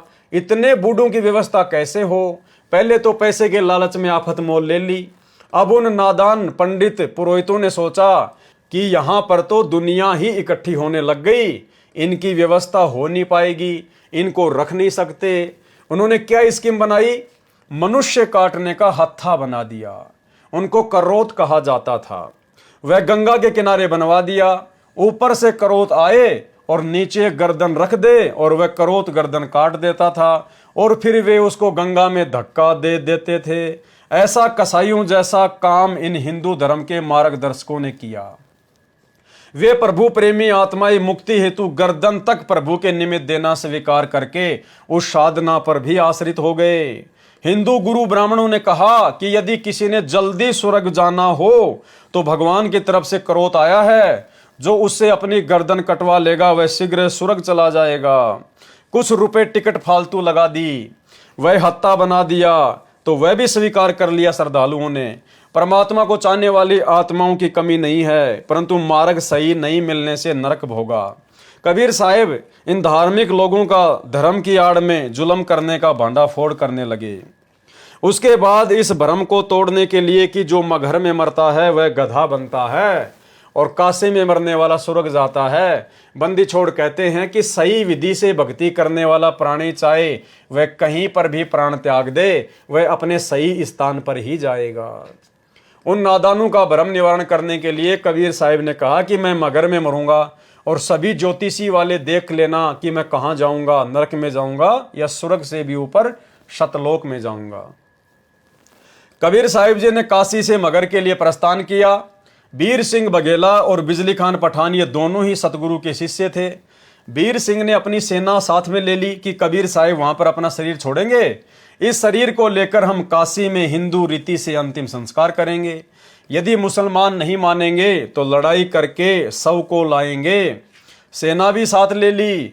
अब इतनी बुद्धि है हमारी, हर रोज शिक्षा दिया करते थे कि हिंदू मुसलमान दो नहीं हैं। अंत में फिर वही बुद्धि। उधर से बिजली खान पठान को पता चला कि कबीर साहब यहाँ पर आ रहे हैं मगर में। बिजली खान पठान ने सतगुरु तथा सर्व आने वाले भक्तों तथा दर्शकों की खाने तथा पीने की सारी व्यवस्था की और कहा कि सेना तुम भी तैयार कर लो, हम अपने पीर कबीर साहब का यहाँ पर मुसलमान विधि से अंतिम संस्कार करेंगे। कबीर साहब के मगर पहुंचने के बाद बिजली खान ने कहा कि महाराज जी स्नान करो। कबीर साहब ने कहा कि बहते पानी में स्नान करूंगा। बिजली खान ने कहा कि सतगुरुदेव यहाँ पर साथ में एक आमी नदी है, वह भगवान शिव के शराब से सूखी पड़ी है, उसमें पानी नहीं है। जैसी व्यवस्था दास से हो पाई है पानी का प्रबंध करवाया है, लेकिन संगत बहुत ज्यादा आ गई है, नहाने की तो बात नहीं बन पाएगी। संगत की नहाने की तो बात नहीं बन पाएगी। पीने का पानी पर्याप्त मात्रा में बाहर से मंगवा रखा है। कबीर साहब ने कहा कि वह नदी देखे कहां पर है। उस नदी पर जाकर साहब ने हाथ से ऐसा इशारा किया जैसे यातायात यानी ट्रैफिक का सिपाही रुकी हुई गाड़ियों को जाने का संकेत करता है। वह आमी नदी पूरी भरकर चल पड़ी। बोलो सतगुरुदेव भगवान की जय। सत साहिब, ये आमी नदी वहां पर अभी भी विद्यमान है। सब ने जय जयकार की। साहिब ने कहा कि एक चद्दर नीचे बिछाओ और एक मैं ऊपर ओढ़ूंगा, क्योंकि वे तो जानी जान थे। कहने लगे कि ये सेना कैसे ला रखी है तुमने। अब बिजली खान पठान और वीर सिंह बघेला आमने सामने खड़े हैं। उन्होंने तो मुंह लटका लिया और बोले नहीं। वे दूसरे हिंदू और मुसलमान बिना नाम वाले बोले कि जी हम आपका अंतिम संस्कार अपनी विधि से करेंगे। दूसरे कहते हैं कि हम अपनी विधि से करेंगे। चढ़ा ली बाहें, उठा लिए हथियार तथा कहने लगे कि आ जाओ। कबीर साहिब ने कहा कि नादानो, क्या मैंने यही शिक्षा दी थी 120 वर्ष तक? इस मिट्टी का तुम क्या करोगे? चाहे फूंक दो या गाड़ दो, इससे क्या मिलेगा? तुमने क्या शिक्षा ली मेरे से? सुन लो, यदि झगड़ा कर लिया तो मेरे से बुरा नहीं होगा। वे जानते थे कि ये कबीर साहिब परम शक्ति युक्त है, यदि कुछ कह दिया तो बात बिगड़ जाएगी। शांत हो गए, पर मन में यही था कि शरीर छोड़ने दो, हमने तो वही करना है। वे तो जानी जान थे। कौन? कबीर परमात्मा। उस दिन गृह युद्ध शुरू हो जाता, सत्यानाश हो जाता।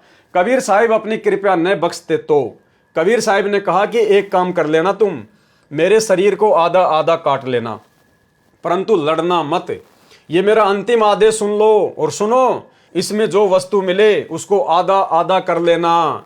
महीना माघ शुक्ल पक्ष तिथि एकादशी विक्रमी संवत 1575 1575 सन 1518 को कबीर साहिब ने एक चद्दर नीचे बिछाई और एक ऊपर ओढ़ ली। कुछ फूल कबीर साहिब के नीचे वाली चद्दर पर 2-2 इंच मोटाई में बिछा दिए। थोड़ी सी देर में आकाशवाणी हुई कि मैं तो जा रहा हूं सतलोक में, स्वर्ग से भी ऊपर। देख लो चद्दर उठाकर, इसमें कोई शव नहीं है। जो वस्तु है वे आधी आधी बांट लेना, परंतु लड़ना नहीं। जब चद्दर उठाई तो सुगंधित फूलों का ढेर शव के समान ऊंचा मिला। वीर देव सिंह बघेला और बिजली खान पठान एक दूसरे के सीने से लगकर ऐसे रोने लगे जैसे कि बच्चों की मां मर जाती है। फिर तो वहां पर रोना धोना शुरू हो गया। हिंदू और मुसलमानों का प्यार सदा के लिए अटूट बन गया। एक दूसरे को सीने से लगाकर हिंदू और मुसलमान रो रहे हैं। कहने लगे कि हम समझे नहीं, ये तो वास्तव में अल्लाह आए हुए थे। भाइयों और बहनों, देखो आज कितनी बड़ी दया बख्श दी कबीर परमात्मा सतगुरु रामपाल जी भगवान ने। अगर आज सतगुरु रामपाल जी भगवान अपने तत्व ज्ञान की विशेष रजा, विशेष दया, साध संगति से जोड़कर हम सत्सेवकों के ऊपर ना बगसते, तो भाइयों और बहनों संगत में 2 भाग तो हो ही चुके हैं। संत रामपाल जी की संगत में 2 पार्ट तो हो ही चुके हैं, एक तो साध संगति और एक सतलोक आश्रम मैनेजमेंट हरियाणा। और इन लोगों ने हमारे साथ में लड़ाई झगड़ा करने में, मारपीट करने में, साध संगतियों में आकर उपद्रव मचाने में, पुलिस प्रशासन को लेकर भक्तों के साथ मारपीट करने में, मुकदमेबाजी करने में, गाली गलौज करने में, धक्का मुक्की करने में, गुरुदेव के परिवार वालों ने, इन कोऑर्डिनेटरों ने और इनके पीछे लगी हुई नादान संगत ने कोई कमी नहीं छोड़ी, कोई कसर नहीं छोड़ी। लेकिन हम भगत भाई बहनों ने सतगुरु के आशीर्वाद से हमेशा शांति का परिचय दिया। हम भाई बहनों ने हमेशा हाथ जोड़े, हमने उनकी गालियां खाई, हमने उनकी मार पिटाई खाई, हमने उनके झूठे मुकदमे झेले, हम लोग जेल गए, लेकिन हमने ना उनको गाली दी, ना धक्का मुक्की की, ना हमने उनके साथ में कभी कोई मार पिटाई की, हमने तो सोचा भी नहीं। तो भाई और बहनों, यदि आज इस कलयुग की बिचली पीढ़ी में सतगुरु रामपाल जी भगवान का विशेष VIP आशीर्वाद, विशेष सद्बुद्धि यदि साध संगति से जुड़ी हुई आत्माओं के ऊपर ना होती, तो भाई और बहनों आज ये गृह युद्ध छिड़ जाता, गृह युद्ध। क्योंकि साध संगति में भी आत्माओं की कोई कमी नहीं है, क्योंकि साध संगति में बहती हुई नदी की तरह सतलोक आश्रमों से टूट टूट कर आत्माएं आने लग गई थी। ये देखते हुए डर कर इन सतलोक आश्रम वालों ने फिर साध संगतियों में आकर लड़ाई झगड़े करना शुरू कर दिया, मार पिटाई करनी शुरू कर दी। लेकिन हम लोगों ने अपने गुरुदेव के ज्ञान को आधार बनाकर फिर जगह जगह साध संगतियां करना बंद कर दी और परमेश्वर के आशीर्वाद से लाइव आने लग गए, लाइव साध संगतियां शुरू कर दी। अगर भाई और बहनों हम भी अगर इनकी तरह से अगर जानवर बन जाते, गुरुदेव के बेटा बेटी भाई बंधु रिश्तेदार इन कोऑर्डिनेटर और इनके पीछे लगी हुई 90% नादान संगत की तरह यदि हम सत्सेवक भी जानवर बन जाते, ईंट का जवाब पत्थर से देते, तो भाई और बहनों गृह युद्ध छिड़ जाता, हजारों भक्तों की अकाल मृत्यु हो जाती, लड़ झगड़ के मर कट के अब तक। तो ये गुरुदेव भगवान ने आप और हमारे ऊपर विशेष रजा बख्शी, जो रजा ना तो सतलोक आश्रम वालों के ऊपर है और जो रजा 650 साल पहले ना वीर सिंह बघेल के ऊपर थी और ना बिजली खान पठान के ऊपर थी। दोनों आपस में मरने मारने को तैयार थे।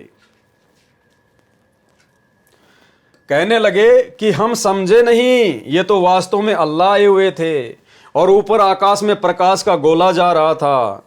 तो वहां मगर में दोनों धर्मों हिंदुओं तथा मुसलमानों ने एक एक चद्दर तथा आधे आधे सुगंधित फूल लेकर 100 फुट के अंतर पर एक एक यादगार भिन्न भिन्न बनाई, जो आज भी विद्यमान है।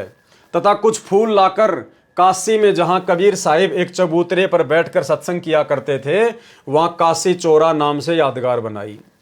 अब वहां पर बहुत बड़ा आश्रम बना हुआ है। मगर में दोनों यादगारों के बीच में एक सांझला द्वार भी है, यानी गेट भी है। आपस में कोई भेदभाव नहीं है। हिंदू और मुसलमान ऐसे रहते हैं जैसे माँ जाए भाई बहन रहा करते हैं। उनसे हमने बात की थी, यानी गुरुदेव भगवान कहते हैं जब मैं कुछ अपने भक्तों को लेकर वहां गया था, उनको दिखाने के लिए, भक्तों को विश्वास दिलाने के लिए, तो ये सब कुछ देखकर फिर हमने उनसे कुछ बात भी की थी। तो उन्होंने कहा कि हमारी आज तक धर्म के नाम पर कोई लड़ाई नहीं हुई। वैसे कहा सुनी तो घर के घर में हो ही जाती है, फिर भी हमारी आपस में धर्म के नाम पर लड़ाई नहीं होती। बिजली खान पठान ने दोनों यादगारों के नाम 500 बीघा जमीन दी, जिसमें हिंदू तथा मुसलमान अपने अपने प्रबंधक कमेटी बनाकर व्यवस्थित किए हैं। ये दास संत रामपाल दास सैकड़ों सेवकों सहित 3 बार इस ऐतिहासिक धार्मिक स्थल को देखकर आ चुका है। वहां जाकर ऐसा लगता है जैसे हमने सच्चाई का खजाना प्राप्त हो गया हो। बोलो सतगुरुदेव जी की जय सत्य साहेब। तो भाई और बहनों, आज का ये लाइव वीडियो जो कि पवित्र पुस्तक भक्ति और भगवान के ऊपर चल रहा है, आज के इस वीडियो में केवल हम इतना ही रखेंगे और कल परमेश्वर की दया से कुछ 10-15 शंकाएं उस भगत की ओर हैं जिसने सतगुरु रामपाल जी परमेश्वर जी से प्रसन्न किए थे और गुरुदेव भगवान ने उनके उत्तर दिए थे। तो कल रात्रि 9 बजे सभी भाई बहन लाइव जुड़िए और आगे की वीडियो में क्या सवाल हैं, किस प्रकार से गुरुदेव भगवान ने उनका जवाब दिया है, उसके ऊपर हम कल 15वें नंबर के वीडियो में बहुत कुछ जानेंगे, समझेंगे, सीखेंगे।